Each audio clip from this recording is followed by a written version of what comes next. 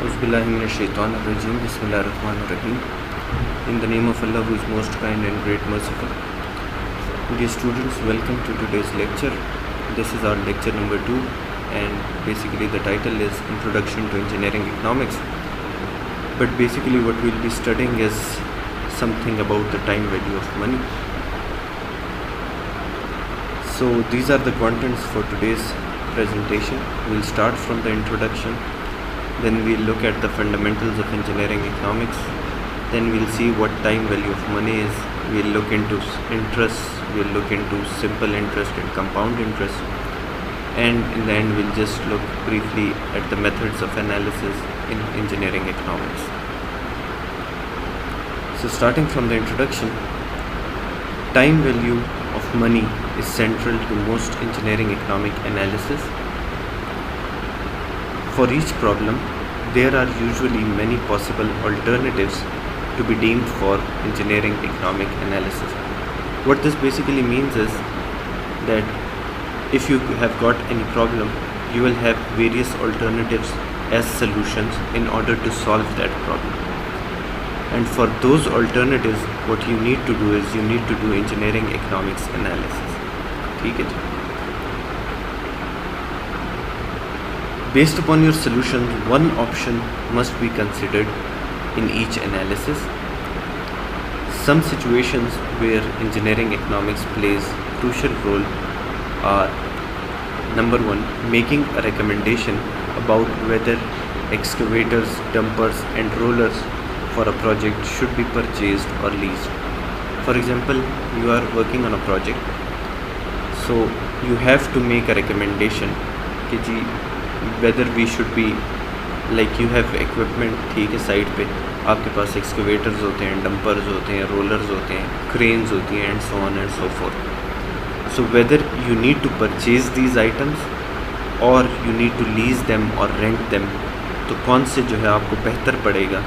This is one of the situation where you need to do some analysis, and based upon your analysis you decide that which alternative we should go for. Determining the optimal staffing plan for a project execution. What is the optimal staff that I require for a particular project? Selecting the most suitable concrete or asphalt batching plant type for a certain bridge or road construction. Choosing the best structural configuration for a high-rise building, etc.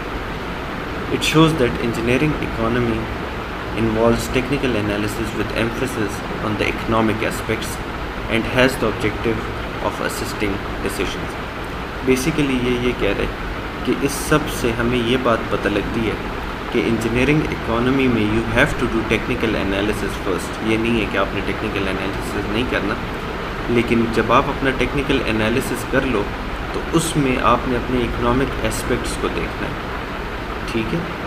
And based upon that जो भी आपका मतलब जो फिर आप उसमें जब economic aspect देखते हो तो उसकी बेसिस पे वो जो एनालिसिस आप करते हो इकोनॉमिक एस्पेक्ट्स को चेक करने के लिए, उसकी बेसिस पे आप अपने डिसीजंस लेते हो फिर कि यार ये चीज़ जो है हमें बेहतर पड़ रही. An engineer who is unprepared to excel at engineering economy is not properly equipped for his or her job. Thus, economic decision making for engineering projects is basically engineering economics. The decision making involves the fundamental elements of cash flows of money, time and interest rates. One by one हम इन चीज़ों को देखेंगे कि ये क्या है, ठीक है. It answers the following usual impositions from economic perspective. Which engineering projects are worthwhile? Whether a project of improving or installing railway tracks add more into the economy or revenue of a country or organization, or a network of flexible roads. जैसे अभी recently हमारी BRT जो है वो complete हुई है, ठीक. सो हमने पहले जो था शुरू में इनिशियली जब ये प्लान कंसीव हो रहा था तो देवर सेइंग कि we should go for railway track as well, कि जी हम पेशावर में जो रेलवे लाइन है उस पर हम कोई प्रोजेक्ट शुरू करना चाहते हैं, ठीक है. वो फिर नहीं हो सका और उसकी बजाय क्योंकि उस वक्त जो हुकूमत थी वो PMLN की थी, सो वो लोग प्रॉबली ज़मीन नहीं दे रहे थे ठीक है, मतलब जो केपी गवर्नमेंट थी, पीटीआई की गवर्नमेंट थी। तो उन्होंने फिर ये डिसाइड किया कि यार हम लोग BRT बनाएंगे और हम रोड नेटवर्क को यूज़ करेंगे। तो अब बेसिकली इसमें ये कह रहे हैं कि विच प्रोजेक्ट्स आर वर्थ वाइल। पहले जो है ना, आपको इकोनॉमिक एनालिसिस आपको ये चीज़ें बताते या इस डिसीजन मेकिंग में हेल्प करते हैं कि यार हमें BRT बनानी चाहिए या हमें रेलवे नेटवर्क की तरफ जाना चाहिए। और इसमें हम इकोनॉमिक एस्पेक्ट देखते हैं कि कौन सा हमें बेहतर पड़ेगा इकोनॉमी या रेवेन्यू पॉइंट ऑफ व्यू से मुल्क के लिए भी और किसी ऑर्गेनाइजेशन के लिए भी, जो भी फॉर एग्जांपल कंस्ट्रक्शन कर रही है या व्हाटएवर, ठीक है। देन जब आपने ये कर लिया कि यार मेरे पास ऑल्टरनेटिव्स हैं, मेरे पास रेलवे ट्रैक का ऑल्टरनेटिव भी है और मेरे पास फ्लेक्सिबल रोड का नेटवर्क बिछाने का भी प्लान है, सो देन यू से कि which engineering project should have higher priority, कि मुझे कौन सा प्रोजेक्ट पहले करना चाहिए, उसकी प्रायोरिटी किस चीज़ की हायर है, ठीक है। तो ये बेस्ड अपॉन योर एनालिसिस आप जो है डिफ़ाइन अपने लिए करते हो अपनी प्रायोरिटीज़ को। Now how do you do it from engineering economics point of view हम बात करें। Different economic indicators are set and examined for projects to be prioritised like IRR internal rate of return, NPV net present value, FV the future value, PV the present value, etc. These are all different methods, ठीक है। ये इंशाल्लाह आगे हम पढ़ेंगे भी। इनको use करके ये इकोनॉमिक इंडिकेटर्स हैं जो आपको बताते हैं या जिसके थ्रू आप अपने प्रोजेक्ट्स को एग्जामिन करते हो, और फिर जब एग्जामिन कर लेते हो, एनालिसिस कर लेते हो, उसके बाद आप डिसाइड करते हो कि यार either I should go for a particular project और आई शुड क्विट इट और आई शुडंट डू इट, ठीक है। थर्ड थिंग इज़ कि how engineering projects be design. Engineering economics highlight kick points to decide any surrogacy or modification be inserted in project design to make it more viable, कि what changes you can do in the project, कि वो project जो है ज़्यादा viable हो जाए। Money drives your design. Should you use secant piles, sheet piles or tangent piles as retainers or as retaining walls while excavation if all have different costs। इसमें अभी आपको बता रहे हैं कि जब आप डिज़ाइन कर रहे हो तो money is the thing that is basically driving your design. You can use secant piles, ये एग्जांपल मैंने की है, you can use sheet piles और you can use tangent piles in order to retain the excavation, ठीक है।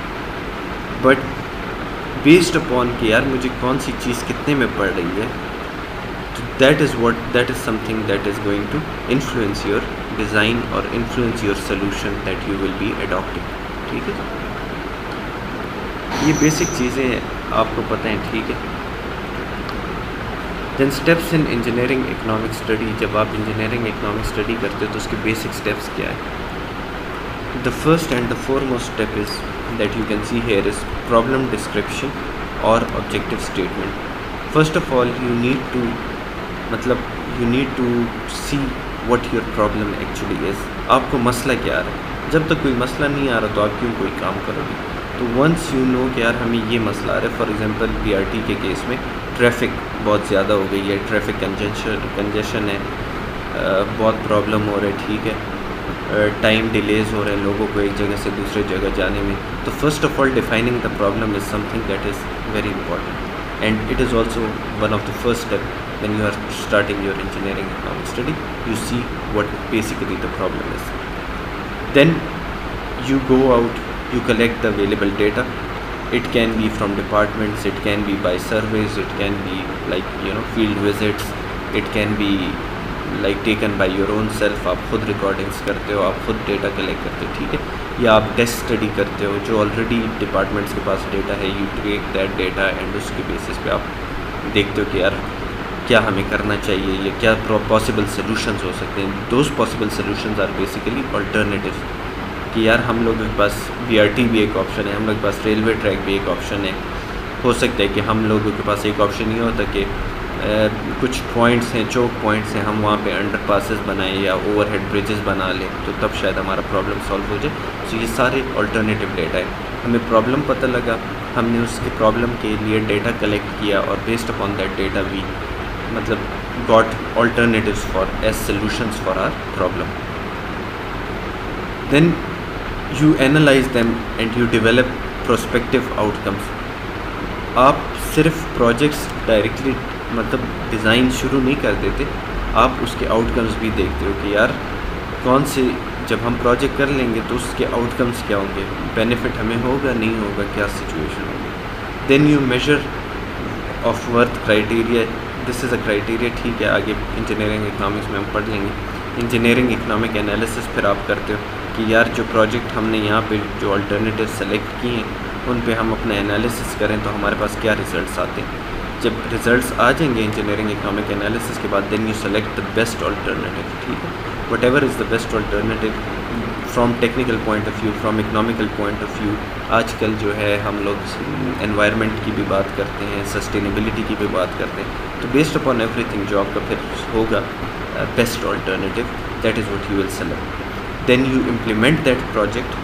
आपने select कर लिया, then you implement it. Implement का मतलब है कि जैसे PRT अब बन गई, then after implementation what we'll do is we will monitor it. हम मॉनिटर करेंगे. आजकल हम देख रहे हैं जी आग लग रही है ठीक है बसों को. So what is actually happening is कि ये प्रॉब्लम्स आएंगे, they need to be properly monitored. और जब मॉनिटर करेंगे हमें पता लगेगा कि ये प्रॉब्लम्स हैं, नई प्रॉब्लम, जैसे अब आग लग रही है because of a technical problem. ठीक है, सो न्यू प्रॉब्लम हमारे पास आ गया, तो फिर हम उस न्यू प्रॉब्लम को डिस्क्राइब करेंगे अपने लिए and then we'll start working on that problem from the start. ठीक है, then you will have a problem, then you will again collect data and so on and so forth, and this is a cyclic process which will continue. ठीक है, I hope कुछ समझ आई हो. ठीक है, अब इंजीनियरिंग इकनॉमिक्स जो है वो हर जगह पे आपको हर डिसीजन मेकिंग स्टेप पे कहीं ना कहीं आपको हेल्प आउट कर रहा होता है.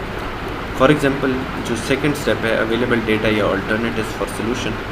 सो here what we basically do is we do classical brainstorming और नॉमिनल ग्रुप टेक्निक, एक टेक्निक होती है. ठीक है, we use that in order to collect data and alternatives अपने लिए ढूंढना. आगे हम चीज़ें पढ़ेंगे. ठीक है, then you have मतलब जब when you are developing prospective outcomes, so what you can calculate is basically the expected life. Cash flows आपको यूज़ करोगे, रेवेन्यूज़ क्या हैं, कॉस्ट क्या हैं, टैक्सेस क्या हैं, प्रोजेक्ट फाइनेंसिंग मतलब कहाँ से प्रोजेक्ट फाइनेंस हो रहे हैं, and so on and so forth. Then you have measure of worth criteria. You have to find out the worth of your projects. ठीक है, अब इसमें लिखे प्रेजेंट वर्थ, हम देखेंगे ये हम इंशाल्लाह फ्यूचर में पढ़ेंगे. कॉस्ट बेनिफिट रेशियो या बेनिफिट टू कॉस्ट रेशियो क्या होता है, रेट ऑफ रिटर्न क्या है. ठीक है, तो इन चीज़ों को यूज़ करके आप अपने इकोनॉमिक एनालिसिस कर रहे होते हो. ठीक है, उसके अलावा इंजीनियरिंग इकोनॉमिक एनालिसिस के बाद you have non economic factors where you do the sensitivity analysis and the risk analysis. ठीक है, they are not directly linked to the economy, so they are non-economic factors. ठीक है, and then we have time passes, मतलब with the passage of time what basically you do is you get a new problem and for that you start new engineering economic study from the start. ठीक है, अब what is a successful project? A project will be successful if it is feasible from engineering point of view, if it is financially feasible, and if it is socially feasible, it is accepted by the people as well, then we'll call that particular project successful. For example, BRT की मैं इसलिए example दे रहा हूँ क्योंकि आजकल talk of the town है. If people are not using BRT, ठीक है, तो इट मीन्स कि जो प्रोजेक्ट है वो सोशली फिजिबल नहीं था, लोगों ने उसको रिजेक्ट कर दिया. So if it is rejected, it means that your project है, it is unsuccessful, right? Then a project is successful if the benefits are greater than the costs. The project is the most effective way to achieve those benefits. एक project तब successful होगा कि जब हमने कहा कि यही प्रोजेक्ट जो था ये मोस्ट इफेक्टिव वे है in order to achieve the benefits that we want to achieve out of a project. So तब हम कहेंगे कि जी ये प्रोजेक्ट जो है ये सक्सेसफुल है. The project is built in an efficient and effective manner, no clearly better options, no significant externalities यानी consequences of an industrial or commercial activity which affect other parties. For example, इसका मतलब ये है कि project आपका तब successful होगा when it has no significant externalities. इसका मतलब ये है कि कंसीक्वेंस जो चीज़ आपने की है उसका consequence on an industrial or commercial activity जिससे और पार्टीज़ अफेक्ट हों। अगर और पार्टीज़ अफेक्ट हो रही हैं, इट मीन्स आपका प्रोजेक्ट इतना जो है ना कोई बेहतर प्रोजेक्ट नहीं था। फॉर एग्जांपल जब BRT बन रही थी तो हमारे जो बिजनेसेस थे वो बहुत ज़्यादा उसकी वजह से क्या हुए थे, अफेक्ट हुए थे। ठीक है, क्यों अफेक्ट हुए थे? क्योंकि रोड्स मसले थे, हर जगह खुदाई हुई थी, गाड़ियों के ट्रैफिक होता था, लोग अवॉइड करते थे बाहर जाना अननेसेसरी, ये शॉपिंग वॉपिंग तो बिल्कुल ही लोग अवॉइड करते थे। ठीक है, तो उसकी वजह से हमारे बिजनेसेस जो थे ओवरऑल इफेक्ट हो गए। अभी भी currently if you are going on university road you will be seeing कि जी ड्रेनेज हर वक्त ये लोग तोड़ के फिर बना रहे होते हैं। ठीक है, यूनिवर्सिटी रोड पे, और उसके जो साथ हैं basically there are a lot of shops और there are a lot of मतलब डिफरेंट जो वो है आपके पास दुकानें। ठीक, तो बेसिकली अब गाड़ी की पार्किंग की जगह नहीं है तो people will avoid stopping in front of their shops या उधर से, तो वो लोग वो जगह प्रेफर करेंगे जहाँ पे उनको पार्किंग फैसिलिटी हो, आराम से गाड़ी खड़ी कर सकें। ठीक है, कोई मसला ना हो। तो जो बिजनेसेस इधर हैं वो बेसिकली उसकी वजह से इफ़ेक्ट हो रहे हैं। ठीक है, थे व्हेन BRT बन रही थी या अभी करंटली भी हैं जब ये ड्रेनेज सिस्टम्स बन रहे हैं। इसके अलावा एक चीज़ जो मैंने करंटली नोटिस की है कि जब अब ये BRT बन गई है तो जो टैक्सीज़ हैं या जो करीम हैं तो बहुत हद तक उनका बिजनेस इससे इफ़ेक्ट हो रहा है। ठीक है, तो from social point of view जो है ना उसने मतलब बेहतरी बहुत दी है, आम आवाम को तो बहुत बेनिफिट है उसका, लेकिन इट्स कुछ ना कुछ जो है it has externalities as well, it has consequences on other parties as well. ठीक है, आई होप समझ आएगी। The next point is that building this project did not foreclose other even better projects, कि जब हमने ये प्रोजेक्ट किया तो इसकी वजह से हमने कोई बेहतर या इससे कोई अच्छा जो ऑप्शन था हमने उसको इग्नोर नहीं किया। ठीक है, फॉर एग्जांपल हम BRT बना रहे हैं पर हमारी हेल्थ सफ़र हो, हमारी स्कूल सफ़र हो, एजुकेशन सफ़र हो रही हो, etcetera etcetera, so it means कि आपका प्रोजेक्ट सक्सेसफुल नहीं है। क्यों? क्योंकि उसकी वजह से आपको जो और ज़्यादा ज़रूरी चीज़ें थी you had to foreclose those projects. ठीक है, and they are even better projects because they would have given you a more they would have given you more benefit. ठीक है,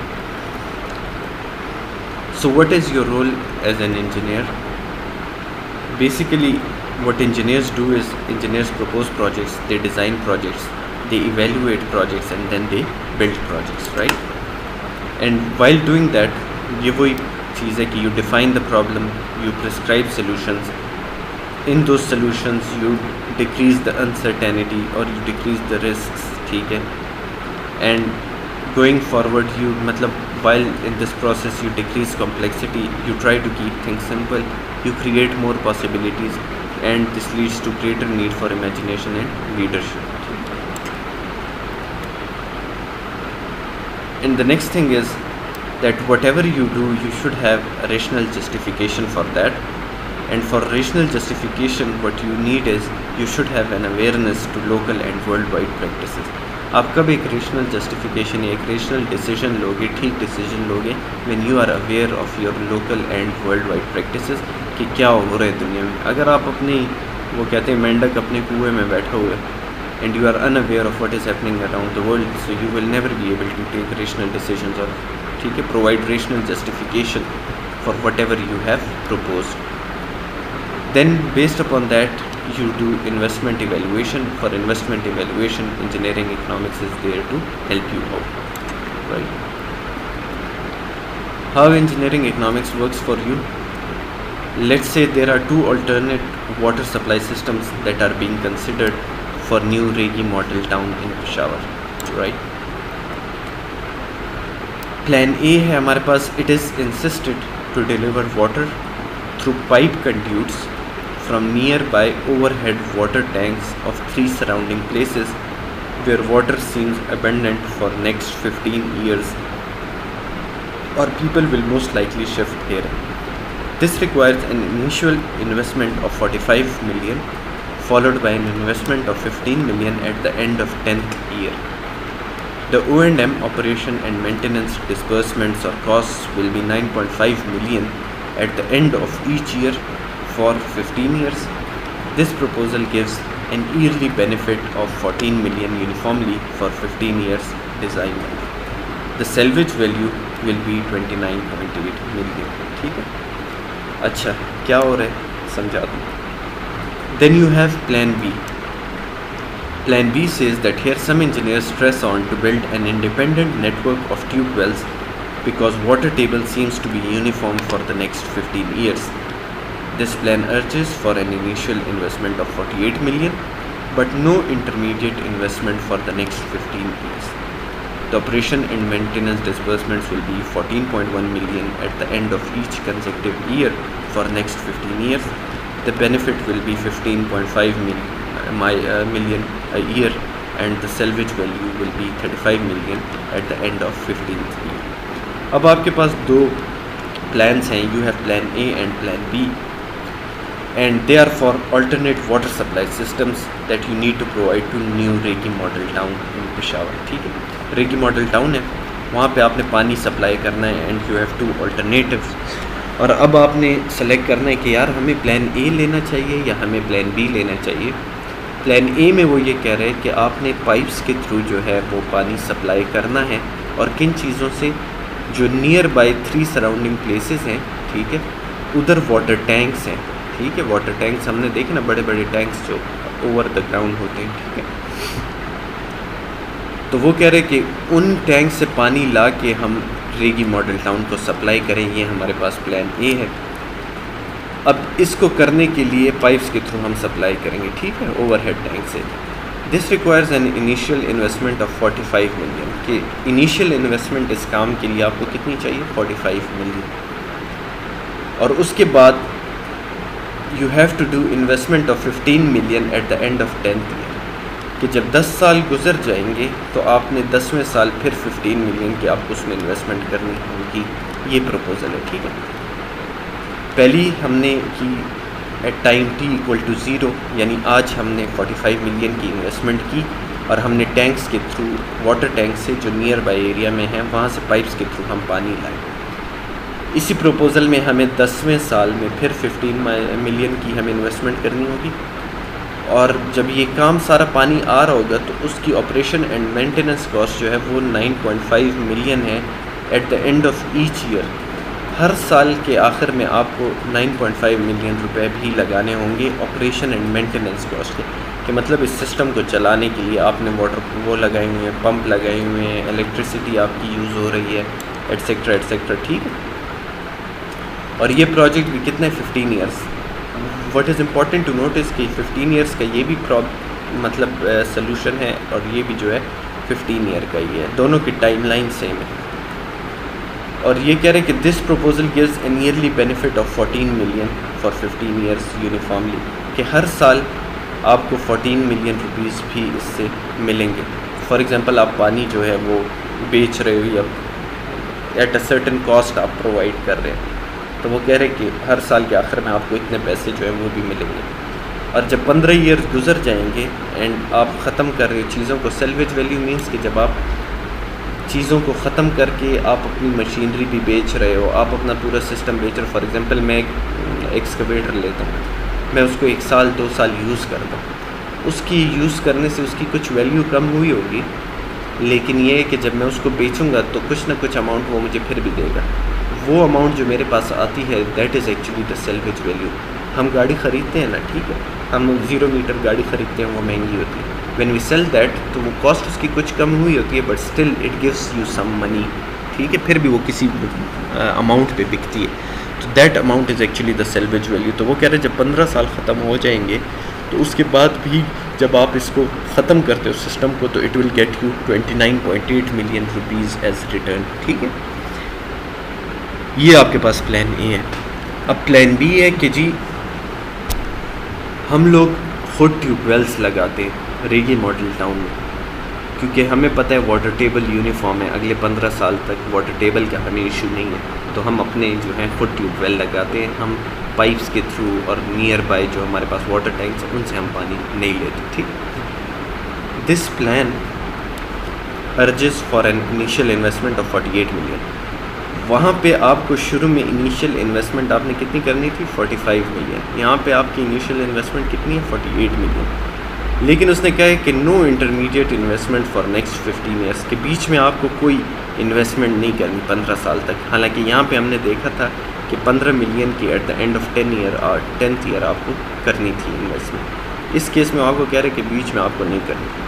operation and maintenance cost here is 14.1 million, जबकि वहाँ पे हमारे पास operation and maintenance cost जो थी वो 9.5 million थी। ठीक है, बेनिफिट यहाँ पे हमारे पास पर ईयर 15.5 मिलियन है और वहाँ पे ईयरली बेनिफिट जो है 14 मिलियन है। ठीक है, और सेल्वेज वैल्यू यहाँ पे 29.8 मिलियन है, और जब यहाँ पे सेल्वेज वैल्यू हम देखते हैं तो 35 मिलियन है। So now if I ask you which one is the best option, so how will you calculate it?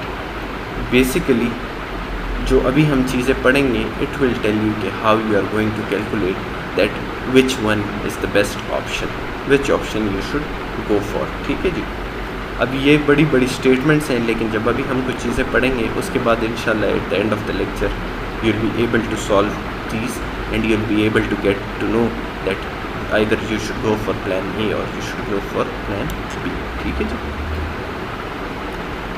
So now coming towards the basics, अब हम थोड़ा सा मैथमेटिकल पॉइंट ऑफ व्यू की तरफ आहिस्ता आहिस्ता आने लग जाते हैं कि अपने एनालिसिस के लिए हमने क्या करना है। One of the most important thing that you need to know is the cash flow. ठीक है, cash flow, and then we'll see what a cash flow diagram is as well. When money transfers from one end of a transaction to its another end at a specific point of time, a cash flow event has occurred. जब भी कोई transaction होती है, आपने ATM से पैसे निकाले, ATM bank से पैसे जो है एक एंड है your bank and it is transferred to another end that is आपके पास पैसे आए किसी भी स्पेसिफिक पॉइंट ऑफ टाइम पे। फॉर एग्जांपल अभी मैंने पैसे निकाले, तो बेसिकली क्या हुआ है, a transaction has taken place और हम कहते हैं कि a cash flow event has occurred, cash has flowed from one end to another end. ठीक, this is basically cash flow. Now cash flow, this can occur between any two organizations or individuals or an individual and an organization. ठीक है, हमें पता है। Then you have cash flow perspective or a viewpoint. Cash flow में फिर perspectives हैं या viewpoint है, वो कैसे है? Money can either be taken or it can be given. मैंने पैसे बैंक से निकाले, बैंक से पैसे गए, ठीक है, they were given by the bank, but मेरे पास पैसे आए, आई टुक दैट मनी। ठीक है, तो कैश फ्लो पर्सपेक्टिव है, ये व्यू पॉइंट है। बैंक पॉइंट ऑफ व्यू से पैसे जो हैं वो गए हैं, इट इज़ एन आउटफ्लो, पैसे गए हैं। ठीक है, जबकि मेरी पॉकेट में पैसे आए हैं, I took that money, so basically inflow हुआ है मेरे एंड पे। तो मेरे व्यू पॉइंट से इनफ्लो हुआ है, मुझे पैसे आए हैं, जबकि बैंक पॉइंट ऑफ व्यू से आउटफ्लो हुआ है, बैंक से पैसे बाहर गए हैं, उनके व्यू पॉइंट से आउटफ्लो हुआ है। ठीक है, when a money is being taken it is known as a cash inflow, जो मैंने अभी ऑलरेडी भी बता दिया कि पैसे मेरे पास आए हैं तो ये कैश इनफ्लो है। जब मैं बाज़ार जाके उस पैसे से कोई चीज़ लेता हूँ, मेरी पॉकेट से पैसे बाहर जाते हैं, तो that will be known as a cash outflow. When money is being given to others or it is taken from you, then it is known as cash outflow. So a viewpoint is always present for a money transfer or a money transaction between two ends. ठीक है जी, when one end is a lender that gives money, the other end is a borrower that takes money. So the borrower जो है inflow takes place here, lenders के view point में outflow takes place. ठीक है, because he is giving the money whereas the borrower is taking money. Inflows में आपके पास क्या क्या चीज़ें होती हैं? रेवेन्यू, कोई आपके पास रेवेन्यू मतलब जब आप कोई चीज़ इन्वेस्टमेंट करते हो, आपको उससे कोई पैसे वापस मिल रहे हो, तो जो रेवेन्यू आप जनरेट करते हो दैट इज़ योर इनफ्लो, क्योंकि आपके पास पैसे आ रहे हैं। सेल्वेज वैल्यू, हमने कहा कि जैसे मैं गाड़ी बेचता हूँ तो उसके पैसे मेरे पास आते हैं, तो this is my inflow. Then you have receipt of loan principal, आपने लोन किसी को दिया था, उस पर आप वापस आपको पैसे लोन रिपेमेंट कर रहे हैं, सो ये भी आपके पास इनफ्लो है। Receipts from stocks and bond sales, आपके पास बॉन्ड्स हैं, आपने सेल किए, आपके स्टॉक्स हैं वो ऊपर गए, सो बेसिकली जो पैसे आ रहे हैं that is all inflow. Savings inflow हैं, बेनिफिट्स फ्रॉम अ प्रोजेक्ट, ये सारे के सारे आपके पास इनफ्लोज हैं। Then you have outflows. Outflows में क्या है, first cost of a project. जब आप कोई भी चीज़ ख़रीदते हो या कोई भी प्रोजेक्ट इनिशिएट करते हो तो इंस्टॉलेशन एंड डिलीवरी चार्जेस जो हैं they are your outflows. Operation cost, किसी भी चीज़ को रनिंग कॉस्ट जो है, किसी भी चीज़ को चलाने के लिए, ऑपरेट करने के लिए जो पैसे आपके लग रहे हैं, that is your operating cost. Then you do periodic maintenance and rebuild cost. आप कोई मेंटेनेंस कर रहे हो, कुछ रीबिल्ड कर रहे हो, ठीक है। लोन पे आप इंटरेस्ट आपको देना पड़ रहा है, ये सब आपकी जेब से जा रहे हैं। और जो जो चीज़ें बस इन शॉर्ट आपकी जेब से जा रही हैं, दे ऑल आर आउटफ्लोज, ठीक है जी। Now coming towards a cash flow diagram, ठीक है। हमने कैश फ्लो का कि जब एक ट्रांजैक्शन हो जाती है और एक इनफ्लो हो जाता है, एक आउटफ्लो हो जाता है, तो basically cash flow has taken place. That cash flow when graphically represented, it is known as a cash flow diagram, ठीक है जी। कैश फ्लो डायग्राम आपके पास होती है जो आपको ये नज़र आ रही है। Let me add all these things. तो अब हम करते हैं कि जी कैश फ्लो डायग्राम क्या होता है। अ cash flow diagram is simply a graphical representation of cash flows drawn on a time scale.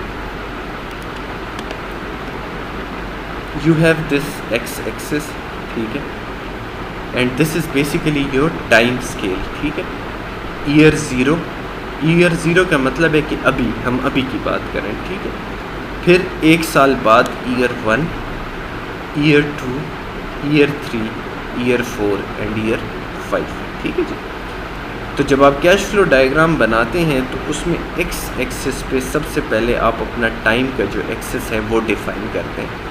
आप टाइम ज़ीरो से हमेशा शुरू करेंगे कि जी अभी ज़ीरो की बात है, अभी ज़ीरो मीन्स प्रेजेंट, ठीक है। एंड देन आफ्टर 1 ईयर, जैसे अभी आपका ये समर है तो एक साल बाद अगला समर होगा, सही। So we are presently at time equal to 0 and next year at 1, similarly 2, 3, 4, 5 and so on, ठीक है जी। तो बिगिनिंग ऑफ ईयर 1 इज़ 0, एंड ऑफ ईयर 1 इज़ 1। बिगिनिंग ऑफ ईयर 2, जो बिगिनिंग ऑफ ईयर 2 है ये आपके पास ईयर 2 होगा ना। Let me show you, this is going to be your year 2। सो ये जो है this is the beginning of year 2, whereas this is the end of year 2 and so on, ठीक है जी। अब वो क्या कह रहे हैं, a vertical arrow. Cash flow diagram graphical representation है जिसमें टाइम स्केल आपके पास एक्स एक्सिस पे होता है, ये हमें क्लियर हो गया। अब वो कह रहे हैं a vertical arrow pointing up will indicate a positive cash flow or inflow। positive cash flow और inflow क्या होगा, vertical arrow pointing up। यहाँ पे देखो प्लस का साइन नज़र आ रहा है, प्लस इट मीन्स एडिंग, ठीक है। एडिंग ये है कि पैसे आ रहे हैं, इनफ्लो हो रहे हैं, ठीक है। इनफ्लो आउटफ्लो में कंफ्यूज नहीं होना। इनफ्लो जब पैसे हमारे पास आ रहे हैं तो बात हमें लगती है पॉजिटिव इस सेंस में भी कि मेरे जो पैसे हैं वो ऐड हो रहे हैं, ज़्यादा हो रहे हैं क्योंकि मेरे पास पैसे आ रहे हैं, ठीक है। अब वो कह रहे हैं कि अगर आप पॉजिटिव डायरेक्शन में अपवर्ड एक vertical arrow, this is a vertical arrow है, vertical arrow, if it is pointing upward तो हम कहते हैं कि कैश इनफ्लो है। कैश इनफ्लो हमारे पास पॉजिटिव है और हमेशा वर्टिकल एरो अपवर्ड, ठीक है। और कैश आउटफ्लो को हम डाउनवर्ड रिप्रेजेंट करते हैं और ये नेगेटिव होगा, नेगेटिव इन द सेंस कि हमारी जेब से पैसे जो हैं वो जा रहे हैं। मेरे अकाउंट से मैंने पैसे निकाले तो मेरे पास फॉर एग्जांपल पहले थे 1 लाख रुपीज़, ठीक है। मैंने उससे 10,000 रुपीज़ निकाले माइनस, ठीक है। यहाँ पे मैं एक वैसे माइनस का साइन लगाता हूँ ताकि हम कहें आउटफ्लो। तो मैंने जब पैसे निकाले तो मैं एरो नीचे की तरफ कर रहा हूँ, पॉइंट आउट कर रहा हूँ नेगेटिव डायरेक्शन में, और ये मुझे शो कर रहा है कि कैश आउटफ्लो है, मेरे पास पैसे नहीं आ रहे, मेरे जेब से जा रहे हैं, ठीक। So this is an outflow. Cash flow, अच्छा ये कह रहे हैं कि a vertical arrow pointing up will indicate a positive cash flow or inflow. Conversely an arrow pointing down will indicate a negative cash flow or outflow. ये नीचे की तरफ है, डाउनवर्ड पॉइंट कर रहा है तो ये हमें नेगेटिव कैश फ्लो या आउटफ्लो हमें शो करे। यहाँ पे इसने लिखा है कि cash outflow eight the end of year 2, ठीक। Cash inflow eight the end of year 1, क्योंकि ये ईयर 1 है। और ये ईयर 2 है। ये हमारे पास ऊपर है पॉजिटिव है, तो ये हमारे पास इनफ्लो है। ये हमारे पास नीचे है नेगेटिव है, तो ये हमारे पास आउटफ्लो है। ठीक है, आई होप ये बात क्लियर हुई होगी। ठीक है, अ cash flow diagram is always based on a specific view point either of a lender और अ बोरोवर। हमेशा एक व्यू पॉइंट से होती है कि या तो पैसे आ रहे होते हैं या जा रहे होते हैं। ठीक है, arrows must be reversed when the view point is changed, कि जब मेरा पर्सपेक्टिव था कि पैसे मुझे आ रहे हैं तो मेरा एरो अपवर्ड है। ठीक है, कैश इनफ्लो हो रहा है, मैंने बैंक से पैसे निकाले। बैंक वाला जब इसी को देख रहा है तो वो कह रहे यार मेरे तो पैसे जा रहे हैं, तो जब उसकी जेब से पैसे जा रहे हैं तो ये एरो नीचे की तरफ होगा। इधर तो नीचे इसलिए मैं इधर शो करूँ क्योंकि ये बना हुआ है, लेकिन अगर हम बैंक के पॉइंट ऑफ व्यू से देखें तो वो यहीं पे इसको शो करेगा, क्योंकि जिस वक्त मैंने पैसे निकाले तो मेरे लिए तो इनफ्लो ऊपर है, लेकिन उसी टाइम पे बैंक के लिए आउटफ्लो क्या है, डाउनवर्ड है। ठीक है, आगे जब एग्जांपल्स देखेंगे इंशाल्लाह समझ आ जाएगी, पर इतना थोड़ा सा कॉन्सेप्ट बस रखो कि upward arrow is positive and it is inflow, downward arrow is negative and it is outflow. बस अभी के लिए ये याद रखो। Arrows must be reversed when the view point is changed, हमने देख ली ये बात। Time interval must be equal, यहाँ पे जो टाइम इंटरवल है ये इक्वल होने चाहिए। ठीक है, ओके। अब हम एक कैश फ्लो डायग्राम बनाते हैं ताकि हमें क्लियर हो जाए कि भाई हो क्या रहा है या हम पढ़ क्या रहे थे अभी तक। ठीक है जी, before evaluating the economic merits of a proposed investment, जैसे पीछे हमने रेगी मॉडल टाउन की बात की, तो वो कह रहे हैं कि before evaluating the first thing that you need to do is you need to develop a cash flow diagram of the proposal. सबसे पहले इकोनॉमिक एक्टिविटी को देखने के लिए या इकोनॉमिक एनालिसिस करने के लिए what is the most important thing what you need to do is you need to draw a cash flow diagram. ठीक, अब द प्रपोजल अभी जो एग्जांपल में है, the proposal is that an investment of unit 10,000, 10 lakh, 10 lakh crore, okay, an investment of 50 crore, ठीक है, should be made that will produce uniform annual revenue of rupees 10 crores for 5 years and then have a market recovery or salvage value of rupees 40 crores at the end of 5 years.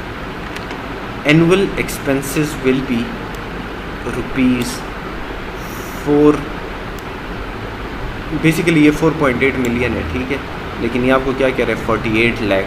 ठीक है, 48 lakh unit 10,000, 10 lakh, 10 lakh crore. ठीक है, ये हम 4 करोड़, ठीक है, sorry, और ये हमारे पास 5 करोड़ की बात हो रही है। यूनिट 10,000, 10 लाख, 10 लाख करोड़। ठीक है, अच्छा, इनिशियल इन्वेस्टमेंट 5 करोड़ की है। ठीक है, जब आप 5 करोड़ की इनिशियल इन्वेस्टमेंट करते हो तो वो कह रहे हैं कि आपको हर साल जो है एनुअल रेवेन्यू वो आपको 1 करोड़ का हर साल रेवेन्यू मिलेगा फॉर 5 इयर्स। ठीक है, फिर आफ्टर 5 इयर्स जो आपकी सेल्वेज वैल्यू है, जब आप ये बिज़नेस ख़त्म कर रहे हो तो आपको 4 करोड़ मिलेंगे। इन्वेस्ट हमने 5 करोड़ किए थे, लेकिन एंड पे सेल्वेज वैल्यू फिर भी हमें 4 करोड़ मिल रही है at the end of 5 year.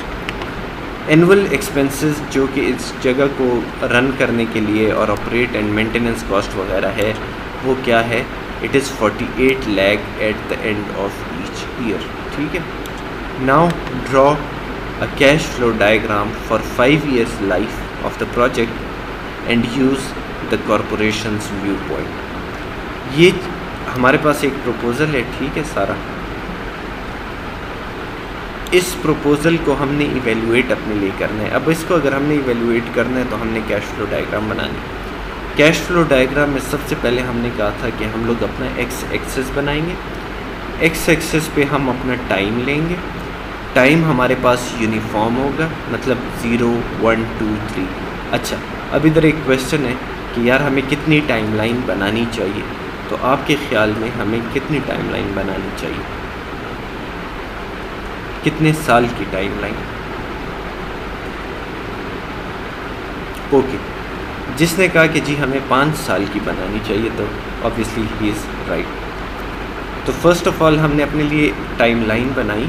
ठीक है, this is our timeline, this is our time. ठीक है, टाइम 0, 1 0 मीन्स प्रेजेंट, 0 याद रखने ये आपने बनाने हैं, ठीक है। ये नहीं हो कि आपने यहाँ 1 लिखा। 0 मीन्स अभी, फिर 1 साल बाद 1, फिर 2 साल बाद 2, फिर 3 साल बाद 3, फिर 4 साल बाद 4 एंड 5 साल बाद 5। तो सबसे पहले हमने अपने लिए टाइम लाइन बनाई। उसके बाद वो क्या कह रहे हैं, proposal is that an investment of ₹5 crore should be made. अब जब आप इन्वेस्टमेंट कर रहे हो, इन्वेस्टमेंट हम अभी प्रेजेंट में करते हैं ना, कि आज हम इन्वेस्टमेंट कर रहे हैं, तो 5 करोड़ की इन्वेस्टमेंट अगर मैं आज कर रहा हूँ तो उसका मतलब क्या है कि मैं प्रेजेंट में कर रहा हूँ, और प्रेजेंट का मतलब क्या है, मैं टाइम t=0 पे कर रहा हूँ। अच्छा, अब इन्वेस्टमेंट मैं कर रहा हूँ। इन्वेस्टमेंट जब हम किसी चीज़ के लिए करते हैं, पैसे हमारी जेब से जा रहे होते हैं या आ रहे होते हैं। गाड़ी ख़रीद रहे हो, मैं यूनिवर्सिटी तक का काम शुरू करना चाह रहा हूँ, मैं जेब से पैसे लगा रहा हूँ, मेरी जेब से पैसे जा रहे हैं, आउटफ्लो हो रहे हैं। आउटफ्लो हमने क्या कहा था कि outflow is negative and the arrow that I will make is also negative, और वो क्या, नीचे डायरेक्शन में बनाऊँगा, ठीक है। सो 5 करोड़ की अगर मैं इन्वेस्टमेंट कर रहा हूँ तो उसको कैश फ्लो डायग्राम में मैं एज आउटफ्लो शो कर रहा हूँ, क्योंकि मुझे पता है इन्वेस्टमेंट आउटफ्लो है, तो आउटफ्लो जो है वो नीचे की साइड पे होती है। सो ये आपकी outflow I arrow. Let me clear this ताकि आपको समझ आए, वो रेड के साथ मिक्स हो रहा है, ठीक है। तो ये आपने टाइम t=0 पे 50 मिलियन की या 5 करोड़ की इन्वेस्टमेंट कर दी। दिस इज़ आउटफ्लो, इसलिए मैंने इसको नीचे की तरफ बनाया है, ठीक है। ओके, तो ये वाला खाता तो मेरा क्लियर हो गया, ठीक है। अच्छा, अब वो कह रहे हैं कि जब मैं ये इन्वेस्टमेंट 5 करोड़ की एट टाइम =0 अभी करूं तो मुझे एनुअल रेवेन्यू हमने कहा था कि इनफ्लो होता है कि आपने इन्वेस्टमेंट की, उससे आपको मुनाफा आ रहा है, उससे आपको रेवेन्यू जनरेट हुआ। वो रेवेन्यू जो है वो ये कह रहे हैं कि इट इज़ 10 मिलियन, 1 करोड़ रुपए है, और वो कह रहे इट इज़ एनुअल रेवेन्यू, हर साल है। हर साल का मतलब है कि वो 1 पे भी होगा, वो 2 पे भी होगा, वो 3 पे भी होगा, वो 4 पे भी होगा, वो 5 पे भी होगा। एनुअल रेवेन्यू है, रेवेन्यू इनफ्लो है। जैसे इन्वेस्टमेंट आउटफ्लो थी, इन्वेस्टमेंट हमने नीचे बनाई, तो रेवेन्यू जो है, रेवेन्यू हमें पता है कि इनफ्लो है, तो ये हम नीचे बनाएंगे कि ऊपर बनाएंगे, ठीक है। आउटफ्लो हमने नीचे बनाए, इनफ्लो हम ऊपर बनाएंगे। सो इनफ्लो तो हम ऊपर बनाएंगे, एरो ऊपर बनेगा, यहाँ हमें क्लियर हो गया, और वो 1 करोड़ का बनेगा, 10 मिलियन का बनेगा, लेकिन वो एनुअल रेवेन्यू की बात करें हर साल, तो फिर क्या हो जाएगा हमारे पास। अच्छा, ये थोड़ा सा हमें इसकी हम बात करें, ठीक है, कि 10 मिलियन का ये हमें हो गया, वो थोड़ा सा उसमें फ़र्क है। फॉर नाउ इग्नोर दिस, ठीक है, इस पे हम आते हैं। मेरा फर्स्ट साल गुजरा, मुझे 1 करोड़ का मुनाफा हुआ, पर उसने मुझे कहा था कि तुम्हें ये मुनाफा सेकंड ईयर भी होगा, सब्र करो, ये ज़रा इसमें मसला है, यहाँ पे भी होगा, थर्ड में भी होगा, फोर्थ में भी होगा, और जब 5वां साल गुजर जाएगा मुझे इधर भी ये मुनाफा होगा, ठीक है। 10 million 10 million 10 million 10 million 10 million, ठीक है जी। अच्छा, अब वो कह रहे हैं कि रेवेन्यू आपको इतना आ रहा है, और जब आप उसको 5 साल बाद बेचोगे या ख़त्म करोगे तो सेल्वेज वैल्यू क्या होता है। जब मैंने कहा था कि हम गाड़ी बेचते हैं तो तब भी वो कुछ पैसे हमें देती है, तो जो सेल्वेज वैल्यू है वो भी मुझे पैसे दे रही है। So it is also an inflow है, तो वो भी, और वो कब है, at the end of 5th year, जब 5 साल पूरे हो जाएंगे और मैं अपना बिज़नेस ख़त्म कर दूँगा, तो उसके बाद मुझे क्या 40 मिलियन रुपए जो है सेल्वेज वैल्यू के तौर पे मिलेंगे। तो वो इनफ्लो है क्योंकि वो मेरी जेब में आ रहे हैं, तो 40 मिलियन मैं ऊपर की तरफ एरो ड्रॉ करूँगा, 5th ईयर पे ड्रॉ करूँगा, और ये 40 मिलियन ड्रॉ करूँगा, ठीक है। आई होप समझ आ रही होगी, ठीक है ना। तो ये मेरे पास सेल्वेज वैल्यू भी ड्रॉ हो गई। अब वो कह रहे हैं कि इसके साथ साथ 4.8 मिलियन जो है ये आपकी ऑपरेशन एंड मेंटेनेंस कॉस्ट है ईच ईयर। हर साल अगर आपको 10 मिलियन का रेवेन्यू हो रहा है तो 4.8 मिलियन का आपको ऑपरेशन एंड मेंटेनेंस भी करनी पड़ेगी। तो हर साल का मतलब ये है कि मुझे ईयर 1 पे भी करनी पड़ेगी, मुझे ईयर 2 पे भी करनी पड़ेगी, मुझे ईयर 3 पे भी करनी पड़ेगी, मुझे ईयर 4 पे भी करनी पड़ेगी। अगर मैं चाहूँ कि मैं इसको रिपेयर वगैरह करके मेंटेन करके बेचूँ या ना बेचूँ तो वो मुझ पे डिपेंडेंट है। तो यहाँ पे ऑपरेशन एंड मेंटेनेंस कॉस्ट हो भी सकती है या नहीं भी हो सकती, ठीक है। तो अब हम देखते हैं 4.8 मिलियन का ऑपरेशन एंड मेंटेनेंस कॉस्ट है, ये मेरी जेब से ख़र्चा होगा। मैंने इनिशियली 50 मिलियन की इन्वेस्टमेंट की 5 करोड़ की, उसकी वजह से मुझे हर साल 10 मिलियन का मुनाफा आ रहा है, यहाँ पे यहाँ पे यहाँ पे यहाँ पे यहाँ पे। और उसके साथ साथ पर इस मुनाफे के लिए मुझे साथ साथ मेंटेनेंस भी करनी पड़ेगी। तो वो और ऑपरेशन जो चीज़ मुनाफे में मतलब कोई चीज़ मैं बना रहा हूँ तो obviously operation and maintenance cost है। तो 4.8 मिलियन मुझे यहाँ पे भी लगाने, इसी तरह मुझे 4.8 मिलियन यहाँ पे भी लगाने होंगे हर साल ना, क्योंकि ये यहाँ पे क्या कह रहा है कि this eight the end of each year for operation and maintenance, ठीक है। एनुअल एक्सपेंसेस हैं आपके, annual expenses will be rupees 4.8 million. तो ये यहाँ पे भी एनुअल 1 साल बाद होगा, फिर जब 1 साल गुजर जाएगा तो फिर मुझे ये होगा, फिर जब गुजर जाएगा तो फिर मुझे ऑपरेशन एंड मेंटेनेंस 4.8, और यहाँ पे हो भी सकता है या नहीं भी हो सकता। सो अब हम देखते हैं 10 मिलियन की फिर मुझे फ़ायदा हुआ, और फ़ायदे को देखो, अच्छा इनफ्लो जो है मेरी जेब में आ रहे हैं तो मैं पॉजिटिव ऊपर की तरफ ड्रॉ करूँ, ठीक है। पर इस फ़ायदे को अब अगले साल के फ़ायदे के लिए मुझे कुछ पैसे लगाने होंगे ऑपरेशन एंड मेंटेनेंस के, तो वो कितने होंगे 4.8 मिलियन। सिमिलरली फिर इस तरह जब सारा बना दिया तो this is your cash flow diagram for this project, for this particular proposal for 5 years, ठीक है। Let me clean it up ताकि समझ आ जाए। सो ये जो आपके पास है this is your cash flow diagram.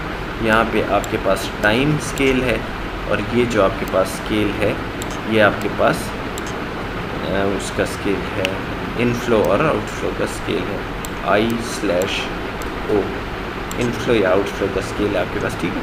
अगर इनफ्लो है तो हमने ऊपर की तरफ ड्रॉ करना है, अगर आउटफ्लो है तो हमने नीचे की तरफ एरो ड्रॉ करना है। आई होप ये बात समझ आई होगी। अगर ये आपको समझ आ गई तो आगे जितने भी हम, क्योंकि ये आपने समझना है, this is one of the most basic yet one of the most important concept. आगे बहुत सारे एग्जांपल्स, बहुत सारे न्यूमेरिकल्स, बहुत सारे प्रॉब्लम्स हम करेंगे। बेसिकली आपकी सारी चीज़ जो है वो कैश फ्लो डायग्राम पे डिपेंडेंट है। अगर आपकी कैश फ्लो डायग्राम ठीक है तो आपका एनालिसिस ठीक होगा, अगर आपका कैश फ्लो डायग्राम गलत है तो आपका एनालिसिस गलत होगा। आपने इसमें एक चीज़ याद रखनी है कि आपने ज़ीरो से स्टार्ट करना है, because zero is the present, number 1। Inflow outflow का आपने ख्याल रखना है कि ये ऊपर की तरफ एरो जो है ये इनफ्लो है, नीचे की तरफ हमारे पास आउटफ्लो है। फिर आपने देखना है कि इन्वेस्टमेंट जो है, इन्वेस्टमेंट हमारे पास आउटफ्लो होते हैं क्योंकि हमारी जेब से पैसे जा रहे होते हैं। रेवेन्यू है, रेवेन्यू पर है लेकिन एनुअल रेवेन्यू है, तो इसका मतलब है हर साल होगा, हर साल हमें रेवेन्यू मिलेगा 10 million 10 million 10 million 10 million 10 million annual revenue, ठीक है। स्टेटमेंट्स को आपने समझना है। फिर आपके पास है रिकवरी या salvage value eight the end of 5th year. तो सिर्फ 5th ईयर पे सेल्वेज वैल्यू है जो कि 40 मिलियन है, 4 करोड़, ठीक है। और फिर कह रहे कि एनुअल एक्सपेंसेस, सिर्फ एक्सपेंस नहीं है, एनुअल एक्सपेंस है। इसका मतलब है कि हर साल के आखिर में आपके ये एक्सपेंसेस हैं जो कि 4.8 मिलियन रुपीज़ हैं। तो 4.8 पहले साल के आखिर में, यहाँ से हमने कहा था ना कि 0 से लेके 1 तक this is your first year, ठीक है, फर्स्ट ईयर। तो फर्स्ट ईयर के एंड में आपके पास ये है 4.8 मिलियन का आपका एनुअल एक्सपेंस है, फिर ये है, फिर ये है, फिर ये है और फिर ये है। सो this is basically your cash flow diagram. I hope it is clear, ठीक है। बाकी आप दोबारा इसको रिवाइंड करके देख लेना, होपफुली समझ आ जाएगी, ठीक है। ओके, शाबाश। अब हमने कैश फ्लो डायग्राम की जब बात की, अब हम उसके बाद आते हैं नेट कैश फ्लो डायग्राम कि यार मुनाफा हो रहा है, नुकसान हो रहा है, नेट मुझे बताओ कि फाइनली क्या हो रहा है मेरे पास। So net cash flow diagram में क्या होते हैं, when outflows, disbursements are subtracted or deleted from inflows in a cash flow diagram. Thus the plotted diagram is called the net cash flow diagram. Net cash flow diagram for the previous example, जो कि हमने ये वाली example देखी, इसकी net cash flow diagram क्या होगी? इसकी नेट कैश फ्लो डायग्राम ये होगी कि जब मैं इन दोनों को माइनस करूं आपस में, मेरे पास 10 मिलियन का फ़ायदा हो रहा है लेकिन 4.8 मिलियन मेरे पास लग रहे हैं। तो इसका मतलब क्या है कि मेरे पास पैसे आ रहे हैं साल में, वो कितने आ रहे हैं? इफ़ आई 10 में से मैं 4.8 माइनस कर दूँ तो 5.2 मिलियन जो है मेरे पास हर साल आ रहे हैं। अब आ रहे हैं तो मैं ऊपर की तरफ करूँगा क्योंकि इनफ्लो हो रहा है और इनफ्लो का एरो ऊपर होता है, तो 5.2 मिलियन जो है, तो ये मेरे पास सिर्फ इस पॉइंट का जो है ना नेट डायग्राम इस तरह होगी। ठीक है, अब अगले में हम देखते हैं कि नेट डायग्राम इस पूरी कैश फ्लो डायग्राम की नेट डायग्राम क्या होगी। ठीक है, देखें वो 10 जो मैंने पहले आपको बताया, 10 हमारे पास ऊपर था, मेरे पास 10 मिलियन और आउटफ्लो मेरे पास 4.8 मिलियन था। तो जब मैंने 10 में से 4.8 मिलियन माइनस किए तो मेरे पास 5.2 मिलियन का इनफ्लो हो रहा है। तो मैं एरो ऊपर की तरफ करके 5.2 मिलियन, एरो ऊपर की तरफ करके 5.2 मिलियन, ऊपर की तरफ करके 5.2 मिलियन, ऊपर 5.2 मिलियन। ठीक है, इन्वेस्टमेंट हमारे पास थी 50 मिलियन की शुरू में प्रीवियस डायग्राम में, ये वो इसी की नेट कैश फ्लो डायग्राम हम बना रहे हैं। अब हमें इस डायग्राम से डायरेक्टली पता लग रहा है कि पहले साल मुझे इतने पैसे लगाने होंगे, उसके बाद मुझे पहले साल के एंड में 5.2 मिलियन रुपीज़ मेरा प्रॉफिट है, फिर मेरा सेकेंड ईयर में फिर 5.2 मिलियन है, थर्ड में फिर 5.2 मिलियन का प्रॉफिट है, फोर्थ में फिर 5.2 मिलियन का प्रॉफिट है, और फिफ्थ ईयर में जब हम करते हैं तो मेरे पास 45.2 मिलियन पैसे वापस आएंगे।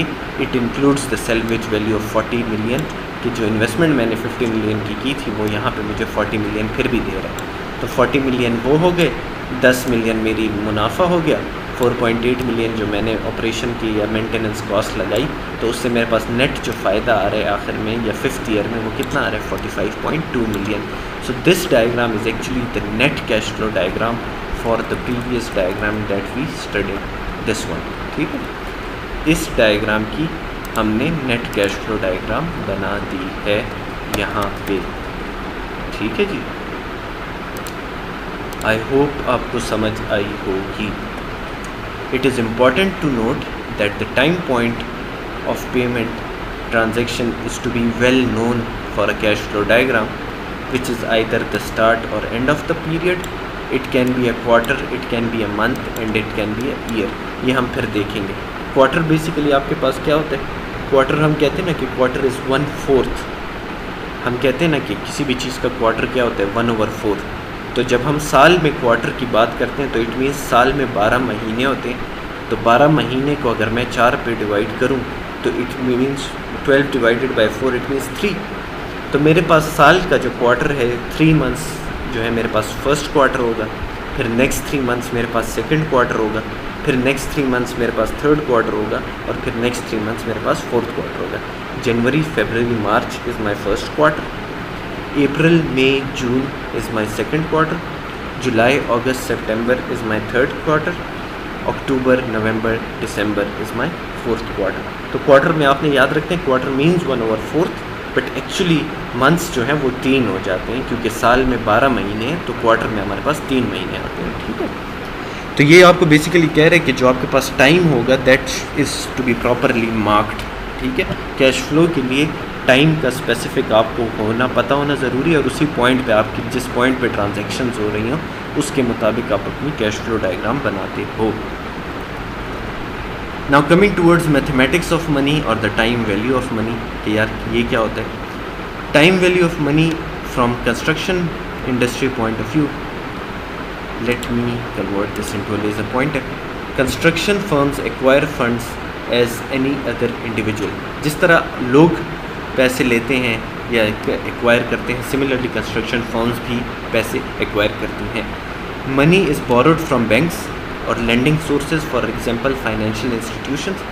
पैसे हम बैंकों से लेते हैं या IMF financial institutions, world bank. ठीक है, तो पैसे आप उनसे लेते हैं। Now the cost of money and time during which that money is tied up in any business decision or process is a crucial financial management factor. जो initial principal amount जो आप ले रहे हो, जो इनिशियल कॉस्ट ऑफ मनी आप ले रहे हो, और जिस ड्यूरेशन या जिस टाइम के लिए आप ले रहे हो, तो ये फाइनेंशियल मैनेजमेंट फैक्टर, ये मतलब बहुत ज़्यादा इम्पॉर्टेंट फैक्टर्स हैं फाइनेंशियल पॉइंट ऑफ व्यू से या financial management point of view से, ठीक है, किसी भी बिज़नेस में, क्योंकि हमें पता है हमारा जो पूरा एंटायर सिस्टम है it is based on interest, ठीक है। आपको हमें IMF ने जो कर्ज़ा दिया है और अभी हम जो मतलब वापस करते हैं, तो बेसिकली वो हमें कर्ज़ा तो देते हैं, but there are certain conditions to that as well, and that conditions are time based conditions, time based constraints as well, ठीक है, कि यार हम आपको इतने सालों के लिए कर्ज़ा दे रहे हैं, इस इंटरेस्ट रेट पे दे रहे हैं, और आपने हर साल हमें इस इंटरेस्ट रेट से इतने पैसे आपने जमा करने हैं, and stuff like that. So cost of money and time they are crucial, ठीक है। और कॉस्ट ऑफ मनी वो जो प्रिंसिपल अमाउंट, प्रिंसिपल मीन्स जो शुरू में आपने मेन अमाउंट ली हो, that is your principal amount, ठीक है। Hence the time value of money is important when one is interested either in investing money or borrowing money, ठीक है। तो time value of money is basically कि पैसों की वैल्यू टाइम के साथ, हम देखते हैं ना टाइम के साथ पैसे की वैल्यू बदलती है। जैसे फॉर एग्जांपल हम सोने की मिसाल ले लें, तो सोना कभी रेट कम हो जाता है, कभी ज़्यादा हो जाता है, तो बेसिकली विद टाइम आपकी जो वैल्यू में चेंज आ रहा होता है। हम तो इधर specifically money point of view से बात करें तो that is actually the time value of money. अच्छा, अब है प्रोजेक्ट इवेल्युएशन है। Project requires N investment of $1000 today and returns 1100 in 1 year। आपके पास एक प्रोजेक्ट है, वो कह रहे हैं कि अगर आप $1000 अभी लगाते हो और वो 1 साल बाद आपको 1100 रुपये देगा। अब हाउसिंग प्रोजेक्ट ए आपके पास, ठीक है, और हाउसिंग प्रोजेक्ट बी है, ये भी एक ऑप्शन है और ये भी एक ऑप्शन है, ठीक है। कंस्ट्रक्शन पीरियड जो पहला हाउसिंग प्रोजेक्ट है उसकी 8 मंथ्स है, 8 महीने में आपकी कंस्ट्रक्शन पूरी हो जाएगी।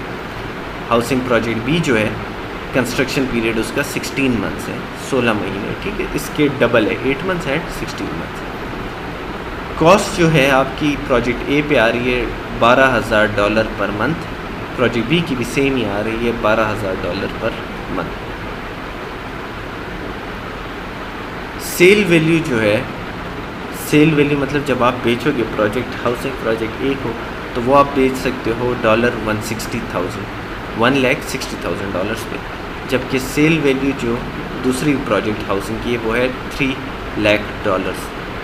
अब टोटल कॉस्ट आपकी क्या आई, आपका प्रॉफिट कितना आया, तो understanding the time value of money is going to help us in decision making, कि हमें अभी प्रोजेक्ट कितने का पड़ रहा है, जब 8 महीने गुजर जाएंगे इतनी एक्सपेंडिचर्स हमारे आ जाएंगे और इस रेट पे बिकेगा, तो हमें क्या चीज़ है कि मतलब कौन सा हमें प्रोजेक्ट करना चाहिए, प्रोजेक्ट ए करना चाहिए या प्रोजेक्ट बी करना चाहिए।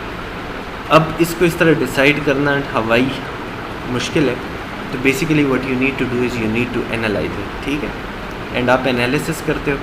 एनालिसिस के बाद फिर हम प्रेजेंट वैल्यू देखते हैं कि यार आज इसकी वैल्यू क्या है, अगर हम 10 साल बाद इसको ये कंप्लीट होगा तो उसकी फ्यूचर वैल्यू क्या होगी, फ्यूचर वैल्यू जो भी होगी इज़ इट वर्थ इट कि आज हम ये प्रोजेक्ट करें या ना करें, ठीक है। तो ये सारे क्वेश्चंस जो हैं बेसिकली आप फिर इकोनॉमिक डिसीजन मेकिंग में उनको देखते हो।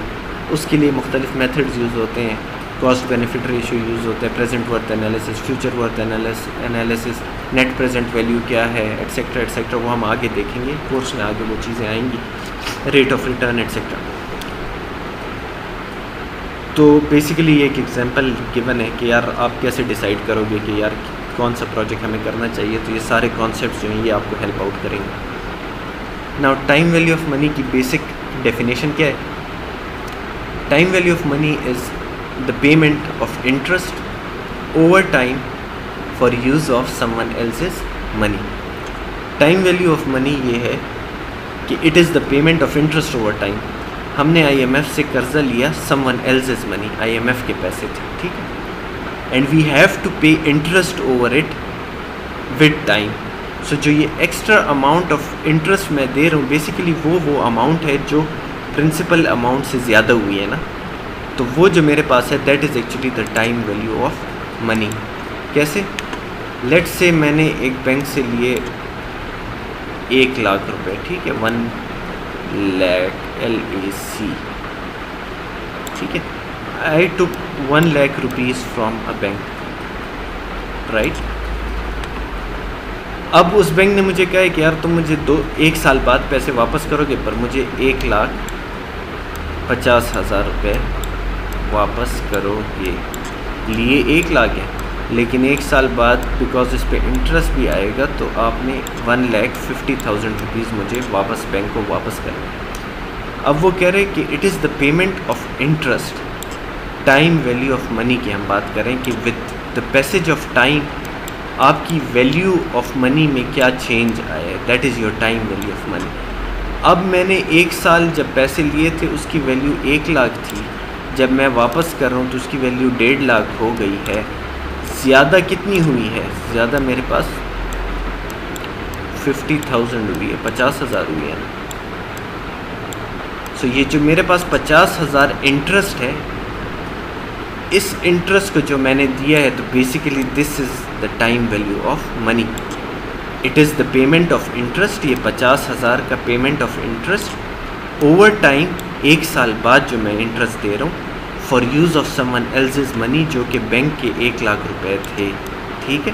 तो this is actually the basic definition of time value of money, that the payment that you make as interest for use of someone else's money after a certain duration of time or a period of time is known as the time value of money.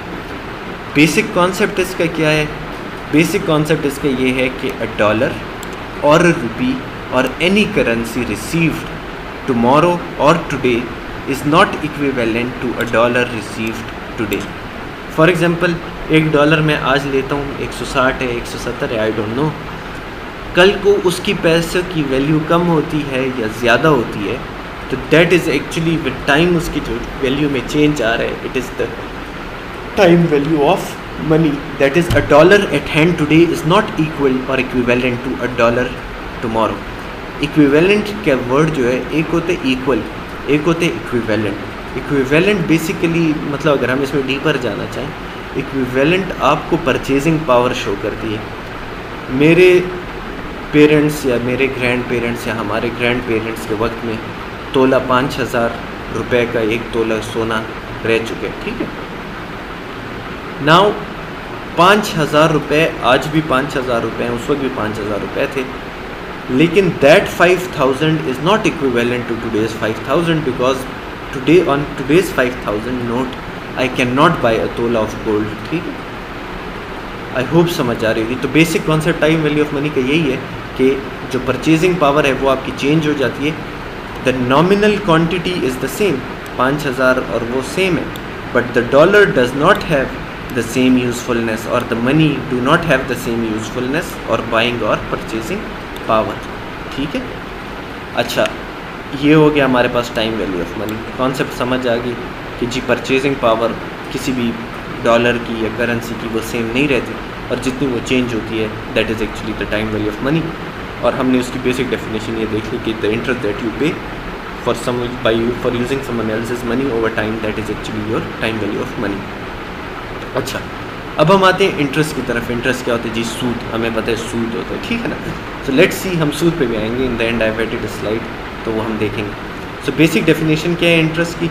The fee that a lender charges for use of their money is known as interest. Very basic definition. मैंने 1 लाख रुपए लिए, bank ने कहा जी मुझे 1.5 लाख दोगे, 50,000 रुपये मेरी fees है, ये मुझे एक्स्ट्रा दोगे।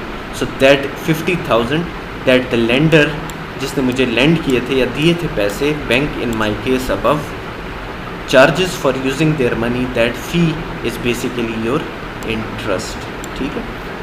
नाउ द इंटरेस्ट जो है it is directly proportional to 2 things. हम जो इंटरेस्ट देते हैं या ठीक है, वो 2 चीज़ों पे डिपेंडेंट है।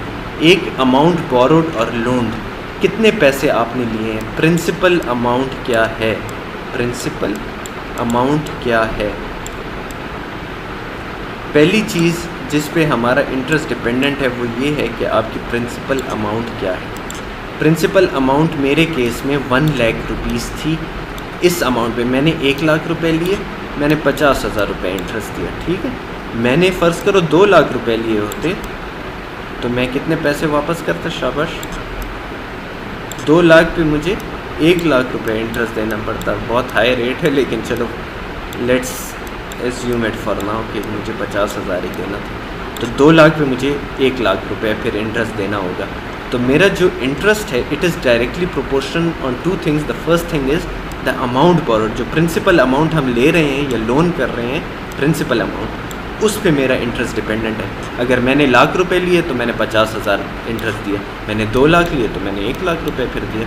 तो जिस तरह मेरी प्रिंसिपल अमाउंट ज़्यादा होती जा रही है, मेरा लोन और मेरा लोन ज़्यादा हो रहा है, इतनी मेरी इंटरेस्ट भी ज़्यादा होता जा रहा है। आई होप समझ आ रही होगी, ठीक है। Similarly the time the amount is borrowed or loan for, that also increases your interest. उसने मुझे कहा कि हर साल मुझे आपने 50,000 इंटरेस्ट देने, तो ठीक है, मैंने 1 साल के लिए पैसे लिए। उसने मुझे कहा था कि हर साल अगर तुम जितने सालों के लिए लेना चाहो ले लो, पर मुझे जो है 50,000 रुपये दोगे। तो अगर मैंने 1 साल के लिए लिए और मैंने उसको वापस कर दिए तो मुझे सिर्फ 50,000 रुपये देने होंगे। अगर मैंने 2 साल के लिए ले लिए तो फिर मुझे कितने करने पड़ेंगे? फिर मुझे 1 लाख रुपये इसका तो अपना वापस करना पड़ेगा, साथ 1 लाख रुपये मुझे एक्स्ट्रा और भी देना पड़ेगा, क्योंकि 50,000 मुझे यहाँ पे इंटरेस्ट में देना होगा और 50,000 मुझे यहाँ पे भी इंटरेस्ट में देना होगा, ठीक है। तो आपके एक चीज़ जो प्रिंसिपल अमाउंट ऑफ मनी आपने ली हो, प्रिंसिपल उस पर डिपेंडेंट है। दूसरा, जिस अमाउंट ऑफ टाइम के लिए आपने लोन लिया हो या बोरो किया हो, तो उस पर भी डिपेंडेंट है। It means the lesser amount you borrow or you loan and for the lesser time, so lesser will be your interest. जितने कम अमाउंट आप लो, जितने कम टाइम के लिए लोगे, तो उतना आपका इंटरेस्ट जो है वो कम होगा। जितनी बड़ी अमाउंट आप लोगे, जितने ज़्यादा टाइम के लिए आप लोगे, तो उतना आपका इंटरेस्ट जो है वो ज़्यादा होगा। इंटरेस्ट रेट क्या होता है? The money that $1 earns for each unit of time that it is लोन्ड and it is expressed in percentage. Interest rate हम आगे देखेंगे, लेकिन बेसिकली अगर हम देखें तो हमारा इधर इंटरेस्ट रेट क्या है? इंटरेस्ट रेट ये कह रहे कि $1 कितने यूनिट ऑफ जो वो है अर्न कर रहे पैसे for the time that it is loan. मैंने 1 साल के लिए पैसे 1 लाख रुपए लिए 1 साल के लिए, और उसने मुझे 50,000 रुपये अर्न करके दिए। तो इसका मतलब ये है कि जो मैंने 1 रुपये इन्वेस्ट किया था, ठीक है, वो मुझे आधा रुपये जो है वो एज इंटरेस्ट रेट उसका इस तरह के, मतलब मेरा इंटरेस्ट रेट हाफ है। 1 रुपये मुझे आधा रुपये मुनाफा दे रहे कि मैंने 1 लाख रुपए वो किया ना, लोन लिया, या बैंक ने मुझे लोन दिया, तो बैंक को कितना फ़ायदा हो रहा है? उसको जो है half of the principal amount फ़ायदा हो रहा है ना, 50,000 फ़ायदा हो रहा है। इसका मतलब ये है कि जो मेरा इंटरेस्ट रेट है वो क्या है? वो मतलब half of the principal amount है। तो इंटरेस्ट रेट बेसिकली आपको रेट शो करता है। आगे क्लियर हो जाएगा, ठीक है, कि इंटरेस्ट रेट क्या होता है। Now you have 2 fundamental different ways to compute interest and the interest rate. एक को हम कहते हैं सिंपल इंटरेस्ट और उसकी कैलकुलेशंस को हम कहते हैं सिंपल इंटरेस्ट कैलकुलेशंस। सेकंड हमारे पास है कंपाउंड इंटरेस्ट और उसकी कैलकुलेशंस को हम कहते हैं compound interest calculation. Simple interest हमारे पास क्या होता है? We do pay interest on the principal which is the amount borrowed or loaned and not on the interest accumulated। क्या मतलब है? मैंने 1 लाख रुपए लिए, यूनिट 10, 100,000, 10,000, 1 लाख रुपए लिए, ठीक है। मेरा इंटरेस्ट जो है सिंपल इंटरेस्ट में, मेरा इंटरेस्ट हमेशा इसी 1 लाख पे लगेगा, ठीक है।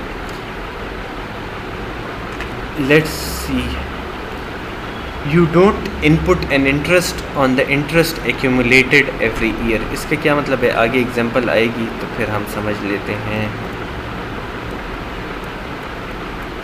अच्छा, ये फिर फार्मूला है। Let's सी आई गेस मैंने एग्जांपल डाली होगी, एग्जांपल अगर हुई तो हम उसमें कंपाउंड इंटरेस्ट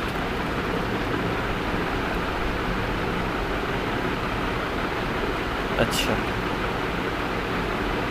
चलो मैं इस एग्जांपल में आपको फिर समझा दूंगा, ठीक है। अच्छा सिंपल इंटरेस्ट में ये बात याद रखनी है, देखो कि अगर मुझे कोई कह रहा है कि यार मैं आपको दे रहा हूँ 1 लाख रुपए, ठीक है, लेट्स सॉल्व एन एग्जांपल ताकि समझ आ जाए, वरना मुझे पता है समझ नहीं आएगी। यूनिट 10, 100,000, 10,000, लाख, 1 लाख रुपए, ठीक है, 1 lakh rupees. I am given 1 lakh rupees, ठीक है, और मुझे कहा है कि जी आपको 5 ईयर्स के लिए हम ये लोन दे रहे हैं, 5 ईयर्स के लिए, ठीक है, और आपका इंटरेस्ट रेट जो है वो है, लेट्स से आसानी से ये क्या है मेरा यूनिट 10, 100,000, 10,000 लाख है, तो मैं कहता हूँ कि जी 25% मैं इसलिए ले रहा हूँ ताकि मुझे आसानी हो जाए, ठीक, 25%। अब 1 लाख रुपीज़ हैं, आपने प्रिंसिपल अमाउंट ये ली, P is equal to 1 lakh rupees. कितने सालों के लिए ली? नंबर ऑफ़ ईयर्स n जो है आपके पास, n is the number of years, number of years is 5 and 25% जो है this is your interest rate. Interest rate को हम I से डिनोट करते हैं, ठीक है, I से। I जो आपके पास है 25% है, और अगर हम 25% देखें तो 25% means 25 divided by 100 which will come out to be 0.25, ठीक है। अच्छा अब अगर मैंने सिंपल इंटरेस्ट निकालना है तो मेरे पास सिंपल इंटरेस्ट का फॉर्मूला क्या है, P dash is equal to N P I, ठीक है, NPI, ये आगे हम देख लेंगे। This is the formula for simple interest. अब n मेरे पास क्या है, अगर मैं फॉर एग्जांपल करता हूँ कि यार मुझे हर साल कितना इंटरेस्ट देने, I put n is equal to 1, ठीक है। प्रिंसिपल अमाउंट मेरे पास क्या है, 100, 1 लाख रुपीज़, 000, ठीक है, 100, 000, 1 लाख रुपए हैं, ठीक है ना। और मुझे कितने साल, 1 साल के लिए मैं निकालना चाह रहा हूँ, और इंटरेस्ट रेट मेरा क्या है 25 डिवाइडेड बाय 100, 0.25 है, लेकिन मैं इधर अपनी कैलकुलेशन आसान करने के लिए ये लिख रहा हूँ इंस्टेड ऑफ दिस, ठीक है, कि 00 और 00 कट के, तो मेरे पास कितना आ गया 25 000, 25,000, ठीक है जी, 25,000 रुपये। अच्छा इट मीन्स हमारे पास प्रिंसिपल अमाउंट क्या थी, 1 लाख रुपए था, ठीक है। We do pay interest on the principal which is amount borrowed or loan and not on the interest accumulated. मैंने प्रिंसिपल अमाउंट ली 1 लाख, 1 साल बाद मुझे कितने इंटरेस्ट देना होगा, 25% है, तो इसका मतलब है 25,000। सो जब मैंने पैसे लिए 1 साल बाद मुझे 25,000 जमा देने होंगे। सिंपल इंटरेस्ट में ये होता है कि 25,000 पहले साल के बाद, सिमिलरली 25,000 मुझे दूसरे साल के बाद, सिमिलरली 25,000 मुझे तीसरे साल के बाद, 25,000 मुझे चौथे साल के बाद, और 25,000 मुझे 5वें साल के बाद इंटरेस्ट देना होगा, ठीक है जी। आई होप ये 25,000 सारे समझ आ गए, क्योंकि हम 5 ईयर्स की बात करते हैं। मैंने 1 पुट किया तो ये मुझे 1 साल का बता रहा है कि 1 साल का आपका 25,000 रुपये आपको एज इंटरेस्ट देना होगा। अब वो मैंने क्वेश्चन ये था कि मुझे 1 लाख रुपए पे 5 सालों में कितना इंटरेस्ट देना होगा, तो 25,000 प्लस 25,000 प्लस 25,000 प्लस 25,000 प्लस 25,000, ठीक है। और जब मैं इसको ऐड करता हूँ तो 25 25 50 50 50 1 लाख 1,25,000 जो है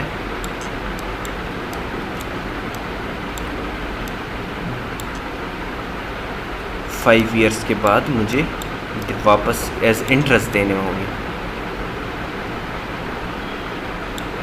ठीक है, मैंने 1,00,000 रुपए लिए और 1,25,000 जो हैं फिर वो वापस करने होंगे एज इंटरेस्ट। ठीक है, अच्छा इधर अब आ जाते हैं।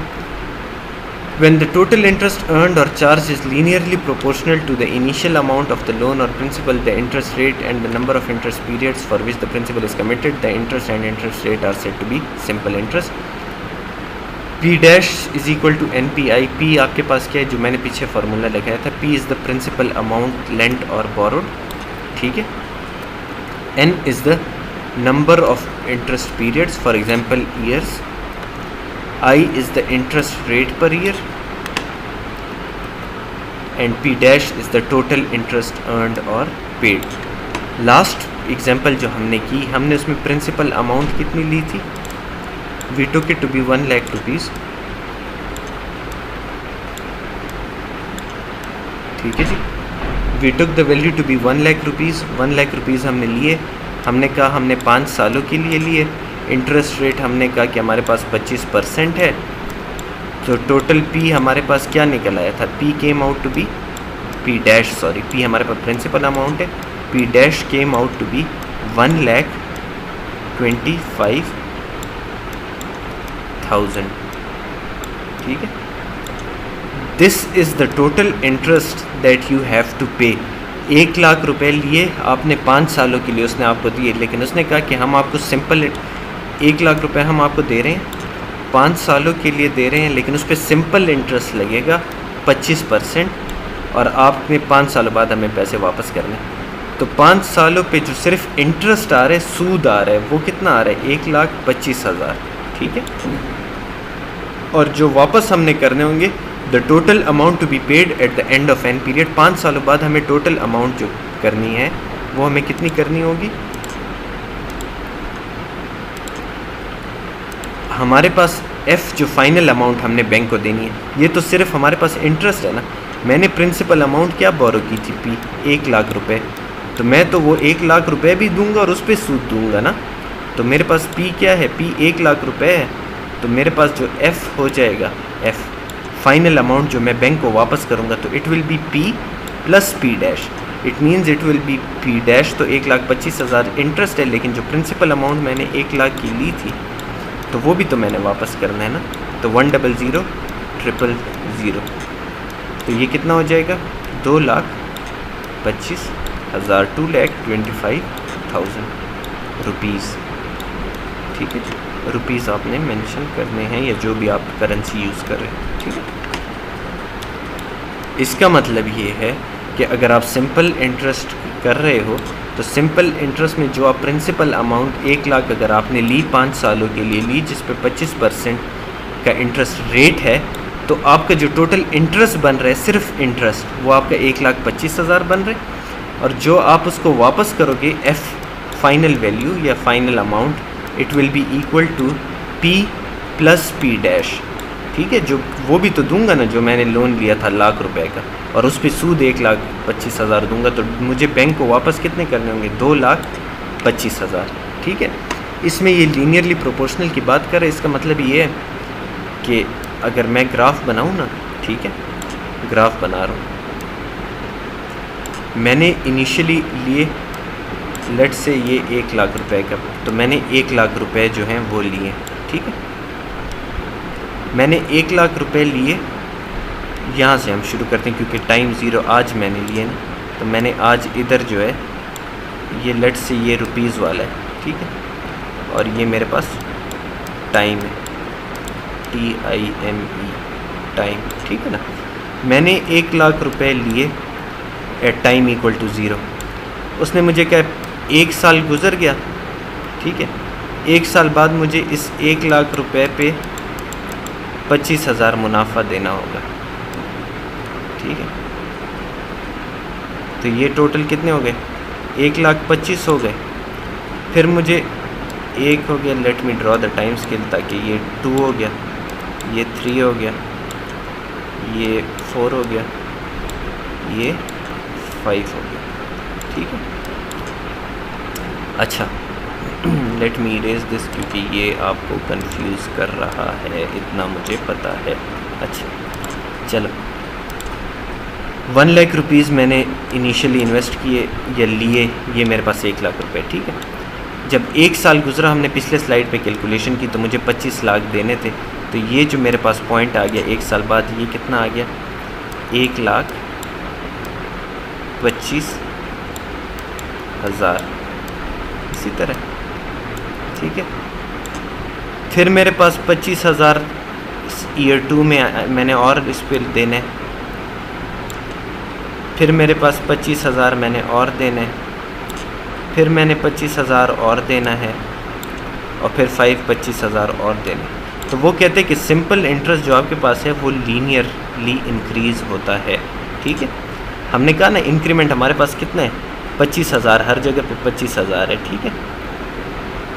ऐसा कोई कलर हो के नज़र है, 25,000 यहाँ पे ज़्यादा हुआ, 25,000 यहाँ पे ज़्यादा हुआ, 25,000 यहाँ पे देना हुआ, 25,000 यहाँ पे, 25,000 यहाँ पे, ठीक है।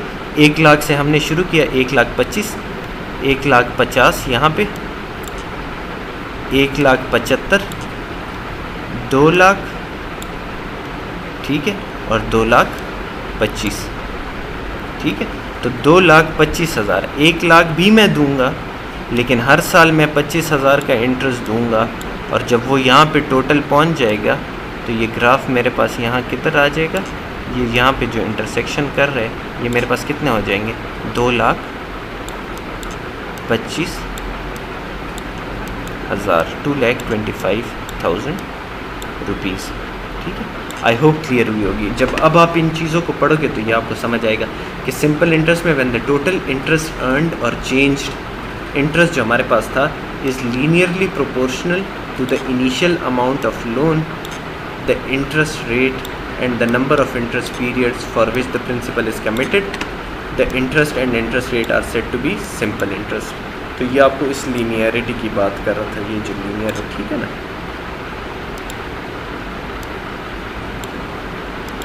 आई होप यहाँ तक आपको बात समझ आई होगी, ठीक है। तो सिंपल इंटरेस्ट में बेसिकली आपके पास जो प्रिंसिपल अमाउंट होती है ना, हमने लाख रुपए पे एक दफ़ा लगाया तो वो 25,000, अब इसी लाख पे ही हमारा फिर 25,000, फिर लाख पे 25,000, फिर लाख पे 25,000 लग रहे हैं। इंटरेस्ट जो है वो प्रिंसिपल अमाउंट से चल रहे हैं।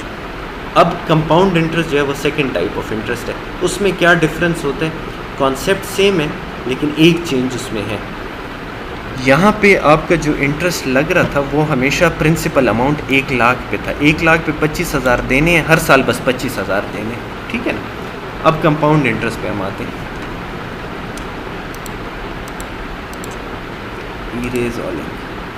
अच्छा, ये अब इसने क्या कि 10 if rupees 1,000 were loaned for 3 years at a simple interest rate of 10% per year, the interest earned would be P dash क्या हो जाएगा, N 3 है नंबर ऑफ़ ईयर्स, P हमारे पास क्या है, जो प्रिंसिपल अमाउंट थी वो हमने 1,000 रुपये लिए, I हमारे पास 10% है जो कि 10 डिवाइडेड बाई 100 हो जाता है, which becomes equal to what, it becomes equal to 0.1, ठीक है। ये आपका I है, इंटरेस्ट रेट है, तो 0.1 तो 300 रुपीज़। इट मीन्स कि अगर आप 1,000 रुपये लेते हो जो कि आपने 10% इंटरेस्ट रेट पे लिए हुए पैसे 1,000 रुपये, तो वो आपको 3 सालों बाद कितने देना होगा उस पर इंटरेस्ट, 300 रुपये। लेकिन इंटरेस्ट के साथ प्रिंसिपल अमाउंट भी वापस करोगे ना, तो फिर मुझे वापस कितने करने पड़ेंगे, मुझे वापस 1,300 रुपीज़ वापस करने पड़ेंगे 3 सालों बाद, अगर मैंने 1,000 रुपये लिए किसी से लोन पे at an interest rate of 10%, ठीक है ना।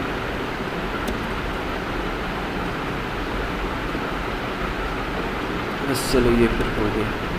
अच्छा, अब when the interest charge for any interest period a year for example is based on the remaining principal amount plus any accumulated interest charges up to the beginning of that period, the interest is said to be compound interest. इस definition को जब मैं समझा दूँ उसके बाद देख लें, ठीक है।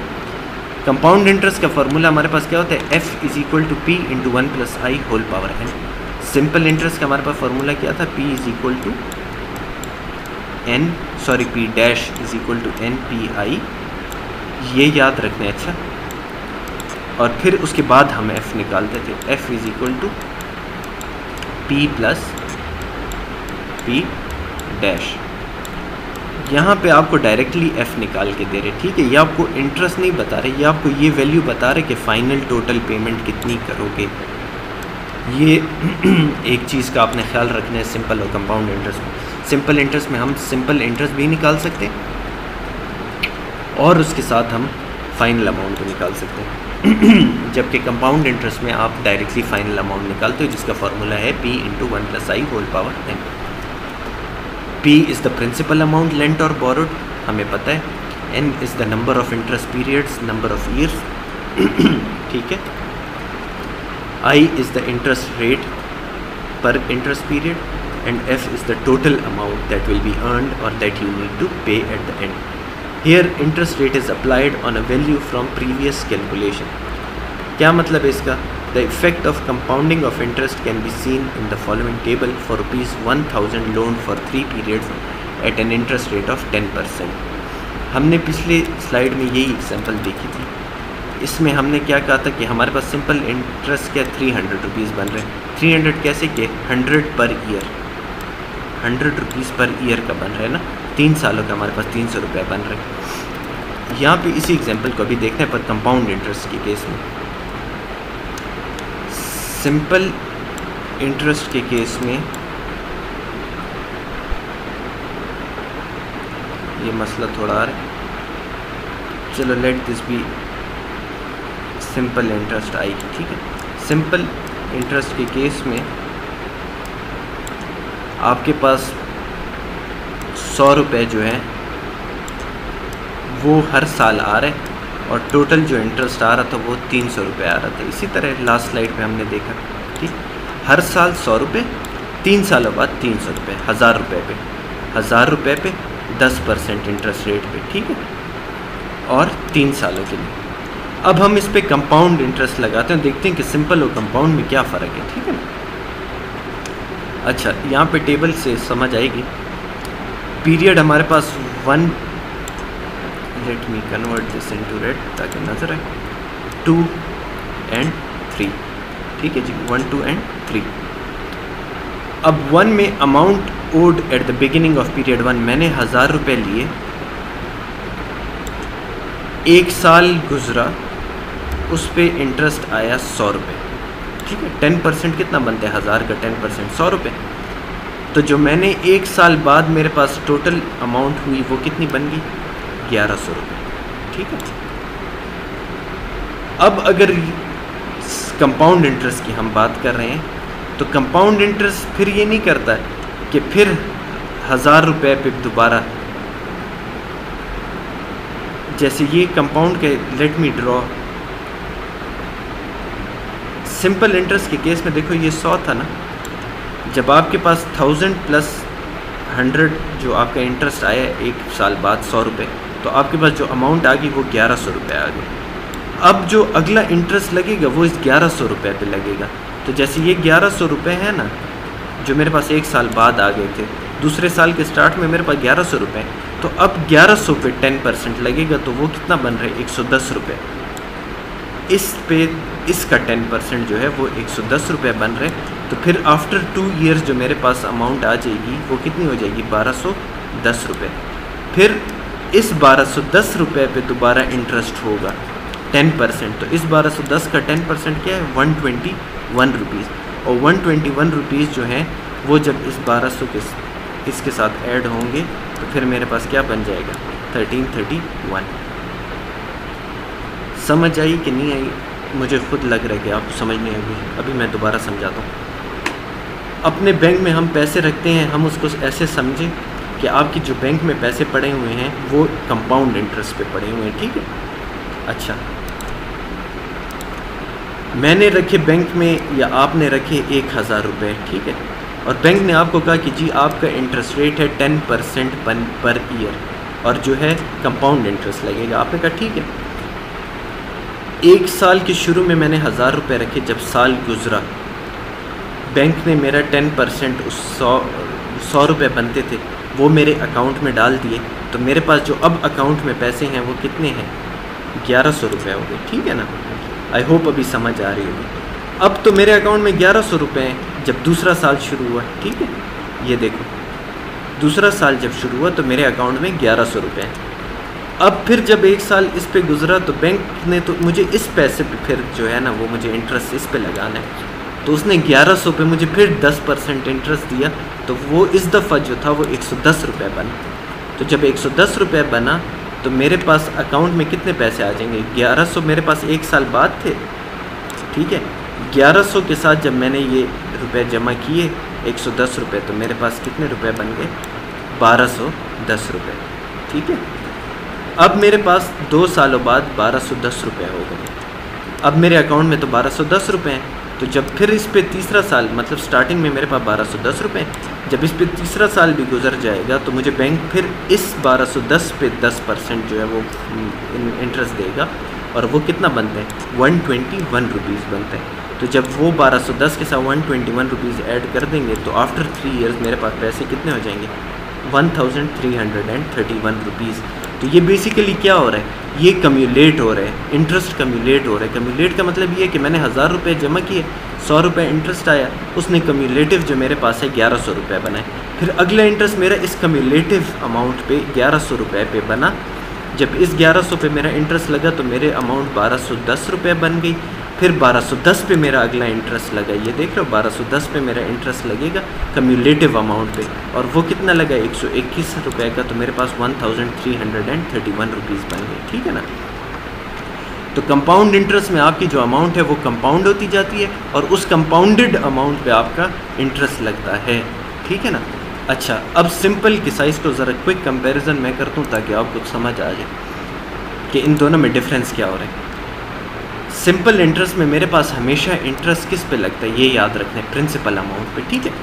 मैंने 1000 रुपये रखे, एक साल बाद मेरे प्रिंसिपल अमाउंट 1000 पे इंटरेस्ट लगा, तो मेरे पास कितने पैसे आ गए? 1100 रुपये आ गए, ठीक है। 1100 आ गए। अब 1100 पे मेरे इंटरेस्ट लग रहे हैं, सिंपल इंटरेस्ट की मैं बात करूं, लेकिन वो प्रिंसिपल अमाउंट पे लग रहे हैं। तो वो प्रिंसिपल अमाउंट पे क्या लग रहे हैं? प्रिंसिपल पे 10% 100 रुपये बनता है ना, तो यहाँ पे भी 100 रुपये हो जाएगा, ठीक है। तो जब 100 रुपये हो जाएगा तो मेरे पास ये 1100 हो गया था, तो 1100 जमा 100, तो ये कंपाउंड के केस में 1210 है, लेकिन सिंपल के केस में कितना बनता है? 1200 रुपये। डिफरेंस देख रहे हो? क्यों? क्योंकि सिंपल के केस में मेरे पास जो प्रिंसिपल अमाउंट है, इंटरेस्ट सिर्फ उस पे जितना बनता है वो ऐड हो रहा होता है। तो यहाँ पे भी 100 रुपये, तीसरे साल के बाद यहाँ पे भी 100 रुपये, सिंपल के केस की बात करूँ तो मेरे पास ये 1200 रुपये सिंपल के केस में है ना, तो ये भी 1200 हो जाएगा सिंपल के टेबल में। 1200 जमा 100 कितना हो जाएगा? तो ये कितना हो जाएगा? 1300, ठीक है। तो सिंपल इंटरेस्ट के केस में अगर हम 1000 रुपये लेते हैं सिंपल इंटरेस्ट में, तो हमें 1300 जो है टोटल वापस करने होंगे, ठीक है ना। और अगर हम कंपाउंड इंटरेस्ट पे लेते हैं तो हमें 1331, ये 31 रुपये जो ज़्यादा आ रहे हैं ये बेसिकली वो कंपाउंडिंग की वजह से आ रहे हैं, ठीक है। तो कंपाउंड सिंपल इंटरेस्ट जो आपके पास होता है वो हमेशा लीनियरली ग्रो करता है, 100 रुपये 100 रुपये 100 रुपये, ठीक है। जो आपके पास कंपाउंड इंटरेस्ट है, ये मैं इधर एस लिख रहा हूँ, सिंपल इंटरेस्ट, कंपाउंड इंटरेस्ट आपके पास एक्सपोनेंशियली ग्रो करते हैं। फॉर एग्जांपल पहले उसने आपको कहा कि आपका 1000 रुपये से आप 1100 पे आ गए, ठीक है, 1100 पे, 1100 से आप 1210 पे आ गए, 1210 से आप 1331 पे आ गए। तो जो आपका कर्व है या ग्राफ है वो एक्सपोनेंशियली इंक्रीज़ करने लग जाते हैं विद टाइम, जैसे जैसे आप आगे जाते जाते हो तो आपका एक्सपोनेंशियली इंक्रीज़ करता है। ये किसके लिए? कंपाउंड इंटरेस्ट के केस में। सिंपल इंटरेस्ट के केस में एक्सपोनेंशियल नहीं होता, बस ये इसी तरह लीनियरली कर्व आगे जाती जाएगी। क्यों? क्योंकि आपका यूनिफॉर्म इंक्रीमेंट लग रहा है 100 100 100। आई होप यहाँ तक बात समझ आई होगी, ठीक है। अब जब थ्योरी पढ़ोगे तो समझ आएगी, थ्योरी वैसे भी इतनी खास वो नहीं है, कॉन्सेप्ट आपको समझ आना चाहिए कि कंपाउंड इंटरेस्ट में basically your interest is compounded with the principal amount, and then जो आपका नेक्स्ट इंटरेस्ट लगता है वो आपको उस टोटल अमाउंट पे लगता है, ठीक है ना। अब ग्राफ हम देख लेते हैं, ये जो मैंने पीछे खुद हाथ से बना रहा था, अब ये देखो, ये वही कंपैरिजन है। इंटरेस्ट पीरियड 3 साल, ₹1000 हमने इनिशियली इन्वेस्ट किए। अगर हम सिंपल इंटरेस्ट की बात करें तो 1100 मतलब 1100 फिर 1200 फिर 1300 100 लीनियरली आप बिल्कुल सीधा सीधा जा रहे हैं, 100 ऊपर जा रहे हैं। कंपाउंड इंटरेस्ट के केस में 1100 1210 1331 इंक्रीज़ हो रहे हैं, ठीक है ना। क्यों?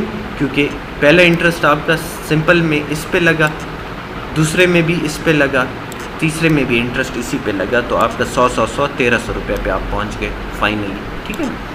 कंपाउंड इंटरेस्ट में क्या हो रहा है, 1000 पे पहला इंटरेस्ट 100 रुपये लगा तो आप 1100 पे आ गए। अगला इंटरेस्ट इस पे नहीं लगा, अगला इंटरेस्ट इस पे लगा 1100 पे, 1100 पे लगा तो मैं 1210 पे आ गया, फिर मेरा 1210 पे लगा तो मैं 1331 पे आ गया, ठीक है। आई होप समझ आई होगी, फार्मूलाज भी आपको समझ आ गए होंगे। एक हमारे पास है P डैश is equal to NPI simple के केस में, and F is equal to P plus P dash, ये सिंपल के केस में। और कंपाउंड के केस में आपके पास है F is equal to P into 1 plus I interest rate whole power n। ये आपके पास कंपाउंड इंटरेस्ट का फॉर्मूला है, ठीक है ना। अच्छा ये वही आपको शो कर रहा है कि सिंपल में ये है, कंपाउंड में ये है, सिंपल में ये है, कंपाउंड में ये है, सिंपल में ये है, कंपाउंड में ये। So by simple interest 1300 rupees is to be paid. बस ये सारी बातें हमने कर ली हैं, ठीक है ना। अच्छा, सिंगल पेमेंट, प्रेजेंट वर्थ और फ्यूचर वर्थ, ये वही बातें हैं, ठीक है। हमने ये पढ़ा कंपाउंड इंटरेस्ट का फार्मूला कि अगर आपने फ्यूचर वैल्यू निकालनी हो तो ये है, अगर आपने प्रेजेंट वैल्यू P निकालनी हो तो इसी में बस P हम कैसे निकालेंगे, P यहाँ रह जाएगा और F इसी इक्वेशन से मैं निकाल रहा हूँ, ठीक है। P is equal to F divided by 1 plus I whole power n, 1 plus I whole power n। और अगर इसको मैं ऊपर ले जाऊँ तो ये माइनस n हो जाएगा, बस ये इसलिए सिंपल ये चीज़ है, ठीक है। P is equal to F into 1 plus I whole power minus n। क्यों? क्योंकि ये ऊपर चला गया तो ये साइन जो इधर है ये नेगेटिव n हो जाएगा, यहाँ पे नेगेटिव n हो गया, ठीक है ना। तो compound interest is most frequently used in our industry and single payment of future, बस ये इसकी इक्वेशन है, ठीक है ना। इन द नेक्स्ट क्लास इंशाल्लाह हम मेथड्स ऑफ एनालिसिस देखेंगे इन इंजीनियरिंग इकोनॉमिक्स, ठीक है। और मेथड्स ऑफ एनालिसिस में आपके पास प्रेजेंट वर्थ एनालिसिस है, फ्यूचर वर्थ एनालिसिस है, एनवर्थ वर्थ एनालिसिस है, इंटरनल रेट ऑफ रिटर्न है, एक्सटर्नल रेट ऑफ रिटर्न है, बेनिफिट टू कॉस्ट रेशियो है, पे बैक पीरियड है, एट्सेट्रा। क्यों हम ये सब एनालिसिस करते हैं? पहला आंसर इसका ये है कि जब भी आप फिजिबिलिटी वगैरह करते हो, कोई भी प्रोजेक्ट कंसीव होता है, हम PC 1 2 3 4 5 भी पढ़ेंगे, तो उसके लिए आपको बेसिकली इकोनॉमिक एनालिसिस भी करना होता है कि प्रोजेक्ट फिजिबल है from economic point of view के नहीं, ठीक है। इसके अलावा और भी रीज़न्स हैं, कुछ रीज़न जो है दिस इज़ आंसर 2 को मैंने क्वेश्चन मार्क इसलिए लिखे कि आपकी क्या ख्याल है, ठीक है। तो आपने कमेंट में लिखना है कि आपको क्या लगता है कि क्यों जो है हम इस तरह के एनालिसिस करते हैं। तो ये आपने जो कमेंट्स है एज क्लास पार्टिसिपेशन, ये आपने उसमें शो करने हैं, ठीक है। आपने कमेंट करना है कि आपके ख्याल में हम क्यों ये एनालिसिस करते हैं, इकोनॉमिक एनालिसिस, ठीक है। अच्छा, अब coming towards an important thing from Islamic point of view के वाई इंटरेस्ट शुड बी शन, ठीक है ना। अल्लाह ताला कुरान शरीफ में कहते हैं कि या अय्युहल्लज़ीना आमनू ला ताकुलुर रिबा अज़ाफ़न मुज़ाइफ़तन वत्तकुल्लाह लअल्लकुम तुफ़्लिहून। ए वो लोगों जो ईमान लाए, ना खाओ सूद दुगना चुगना और तकवा इख्तियार करो अल्लाह का ताकि तुम तकवा इख्तियार करो अल्लाह का ताकि तुम फला पाओ। तकवा बेसिकली मीन्स खौफ खुदा, ठीक है। सूरह आले इमरान में अल्लाह फरमाते हैं, ठीक है। तो इंटरेस्ट को जो है वो इस्लाम में मना किया गया है, और वाई इंटरेस्ट शुड बी शन्ड उसको हम ज़रा देखते हैं कि क्यों इंटरेस्ट को हमें अवॉइड करना चाहिए, क्यों जो है इस्लाम में मना किया गया। अब इस्लाम ने अगर सूद को मना किया तो there are alternative to interest based systems as well. मुशारका आपके पास एक सिस्टम है, इस्लामिक सिस्टम है जिसको शेयरिंग कहते हैं, ठीक है, मुश्तरक से निकला, ठीक है। देन यू हैव मुदारबा, देन यू हैव मुराबहा, इजारा, सलाम इस्तिस्ना, ठीक है। So all these things are alternatives to interest based systems, ठीक है। ये क्या होता है ये आप ख़ुद अपने एट योर ओन टाइम आप खुद देख सकते हो, ठीक है ना। रेफरेंस मैंने दिए इंट्रोडक्शन टू इस्लामिक फ़ाइनेंस, ये डॉक्यूमेंट आप देख लो तो उसमें ये सारे एक्सप्लेन हुए हैं कि इसमें क्या फ़र्क है और क्यों।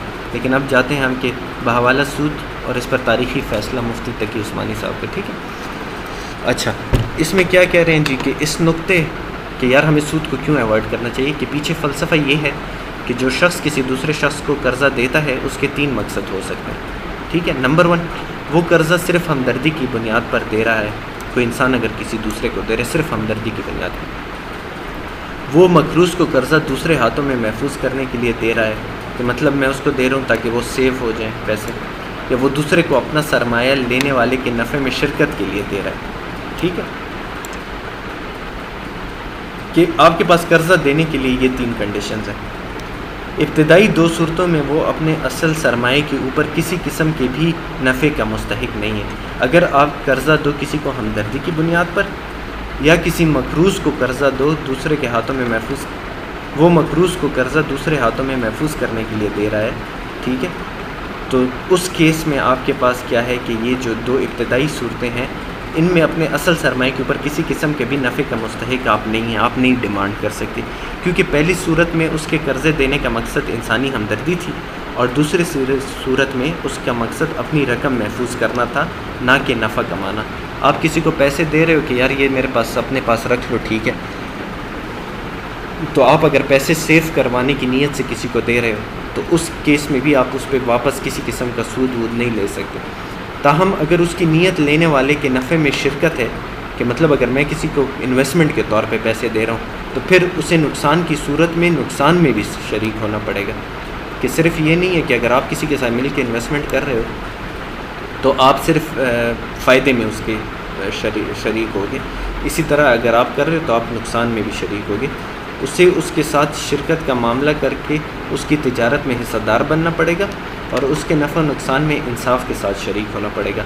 इसके बरअक्स अगर कर्ज़े के नफ़ा में शराकत का मतलब ये हो कि कर्ज़ा देने वाला तो अपना नफ़ा यकीनी बना ले, लेकिन कर्ज़ लेने वाले का नफ़ा तिजारत के हकीकी नताइज पर छोड़ दे, जिसमें उस मकरूज़ का पूरा बिज़नेस तबाह हो जाए, तो वो उसके नुकसान को बर्दाश्त ना करे, ताहम मकरूज़ के ज़िम्मे कर्ज़ ख्वाह को फिर भी सूद देना पड़े, जिसका मतलब ये है कि कर्ज़ ख्वाह का नफ़ा या सूद बहरहाल यकीनी है, ख्वाह मकरूज़ को तबाकुन नुकसान ही क्यों ना उठाना पड़े।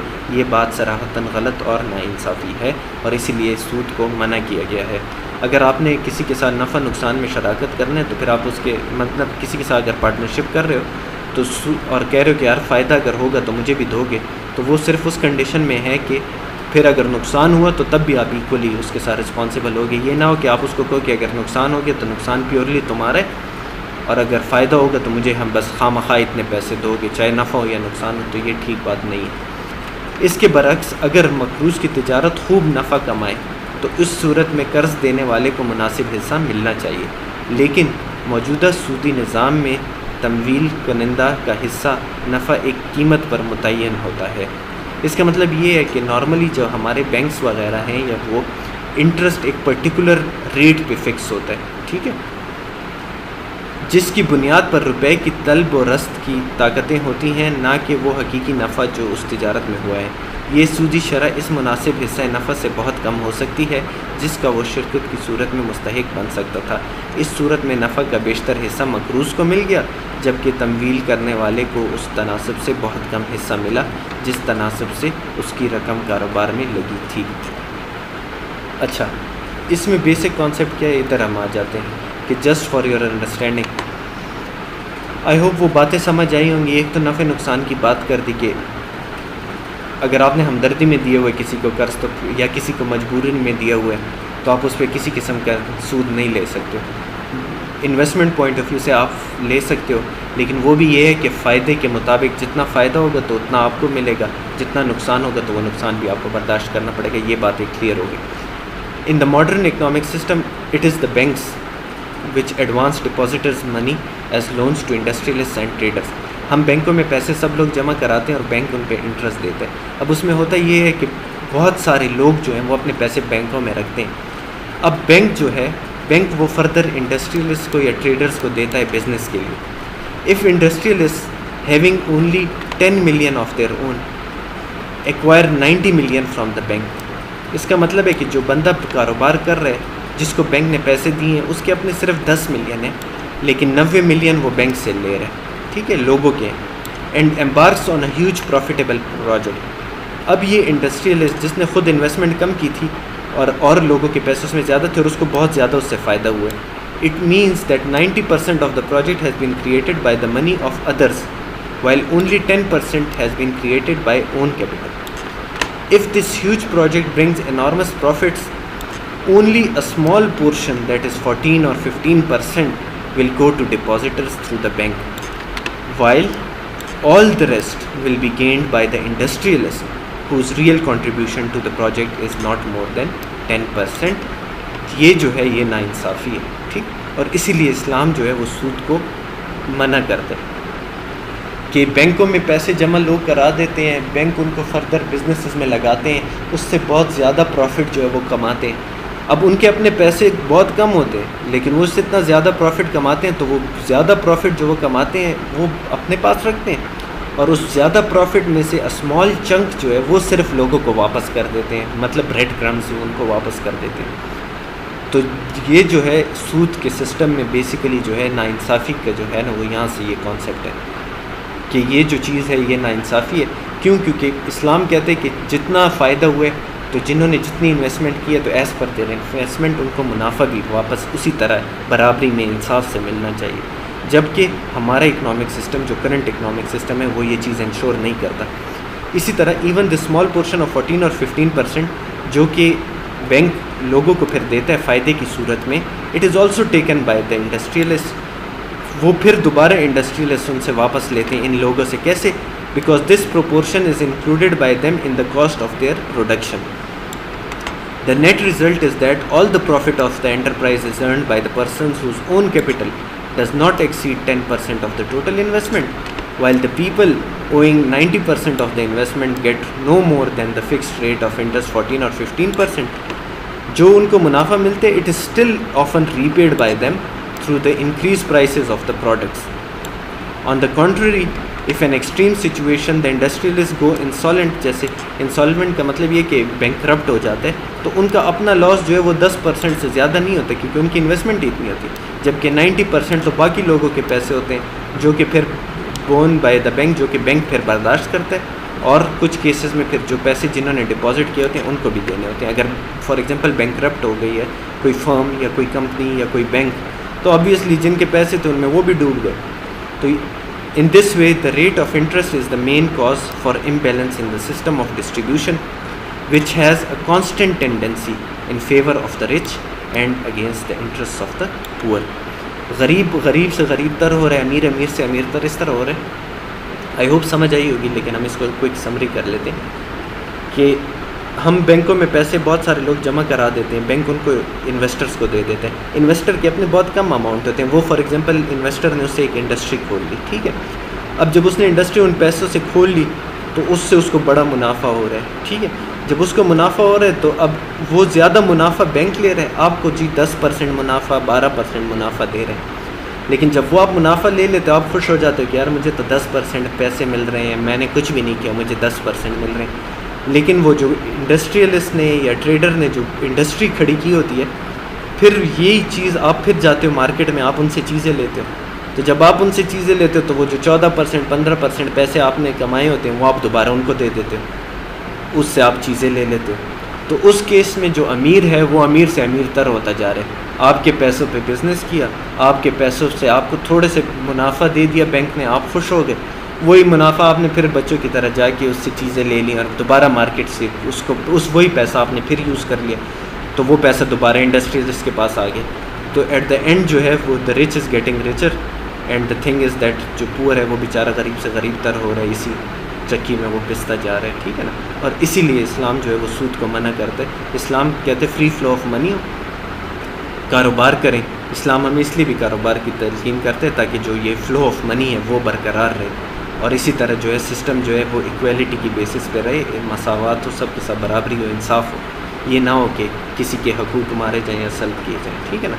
आई होप ये बात समझ आई होगी। ये हमारे इस तरह ऑब्वियसली इस्लामियात की क्लास नहीं है, लेकिन because we are studying interest, तो मैं पर्सनली ये चीज़ हमेशा बताता हूँ ताकि कुछ कॉन्सेप्ट्स हैं जो हमें चाहिए कि वो हमारे क्लियर हों, ठीक है ना, और क्यों मतलब हमारा रिलीजन जो है वो क्यों है इस बात की, मतलब इस बात को प्रोहिबिट कर रहे हैं, ठीक है ना। So this is all for today. Karl Marx ने कहा है कि the philosophers have only interpreted the world, the point however is to change it, ठीक है ना, कि फ़िलासफ़र जो है वो सिर्फ दुनिया को कि ऐसे होना चाहिए या ऐसे हो रहा है, दे जस्ट इंटरप्रेटेड, जबकि रियल काम क्या है इस ज़िंदगी में या लोगों को क्या करना चाहिए, इट इज़ एक्चुअली कि आप जो दुनिया है उसको चेंज करने की कोशिश करो, ठीक है। So with this quote will end इंशाल्लाह I will see you in the next lecture. Thank you very much, thank you for your patience as well, take care.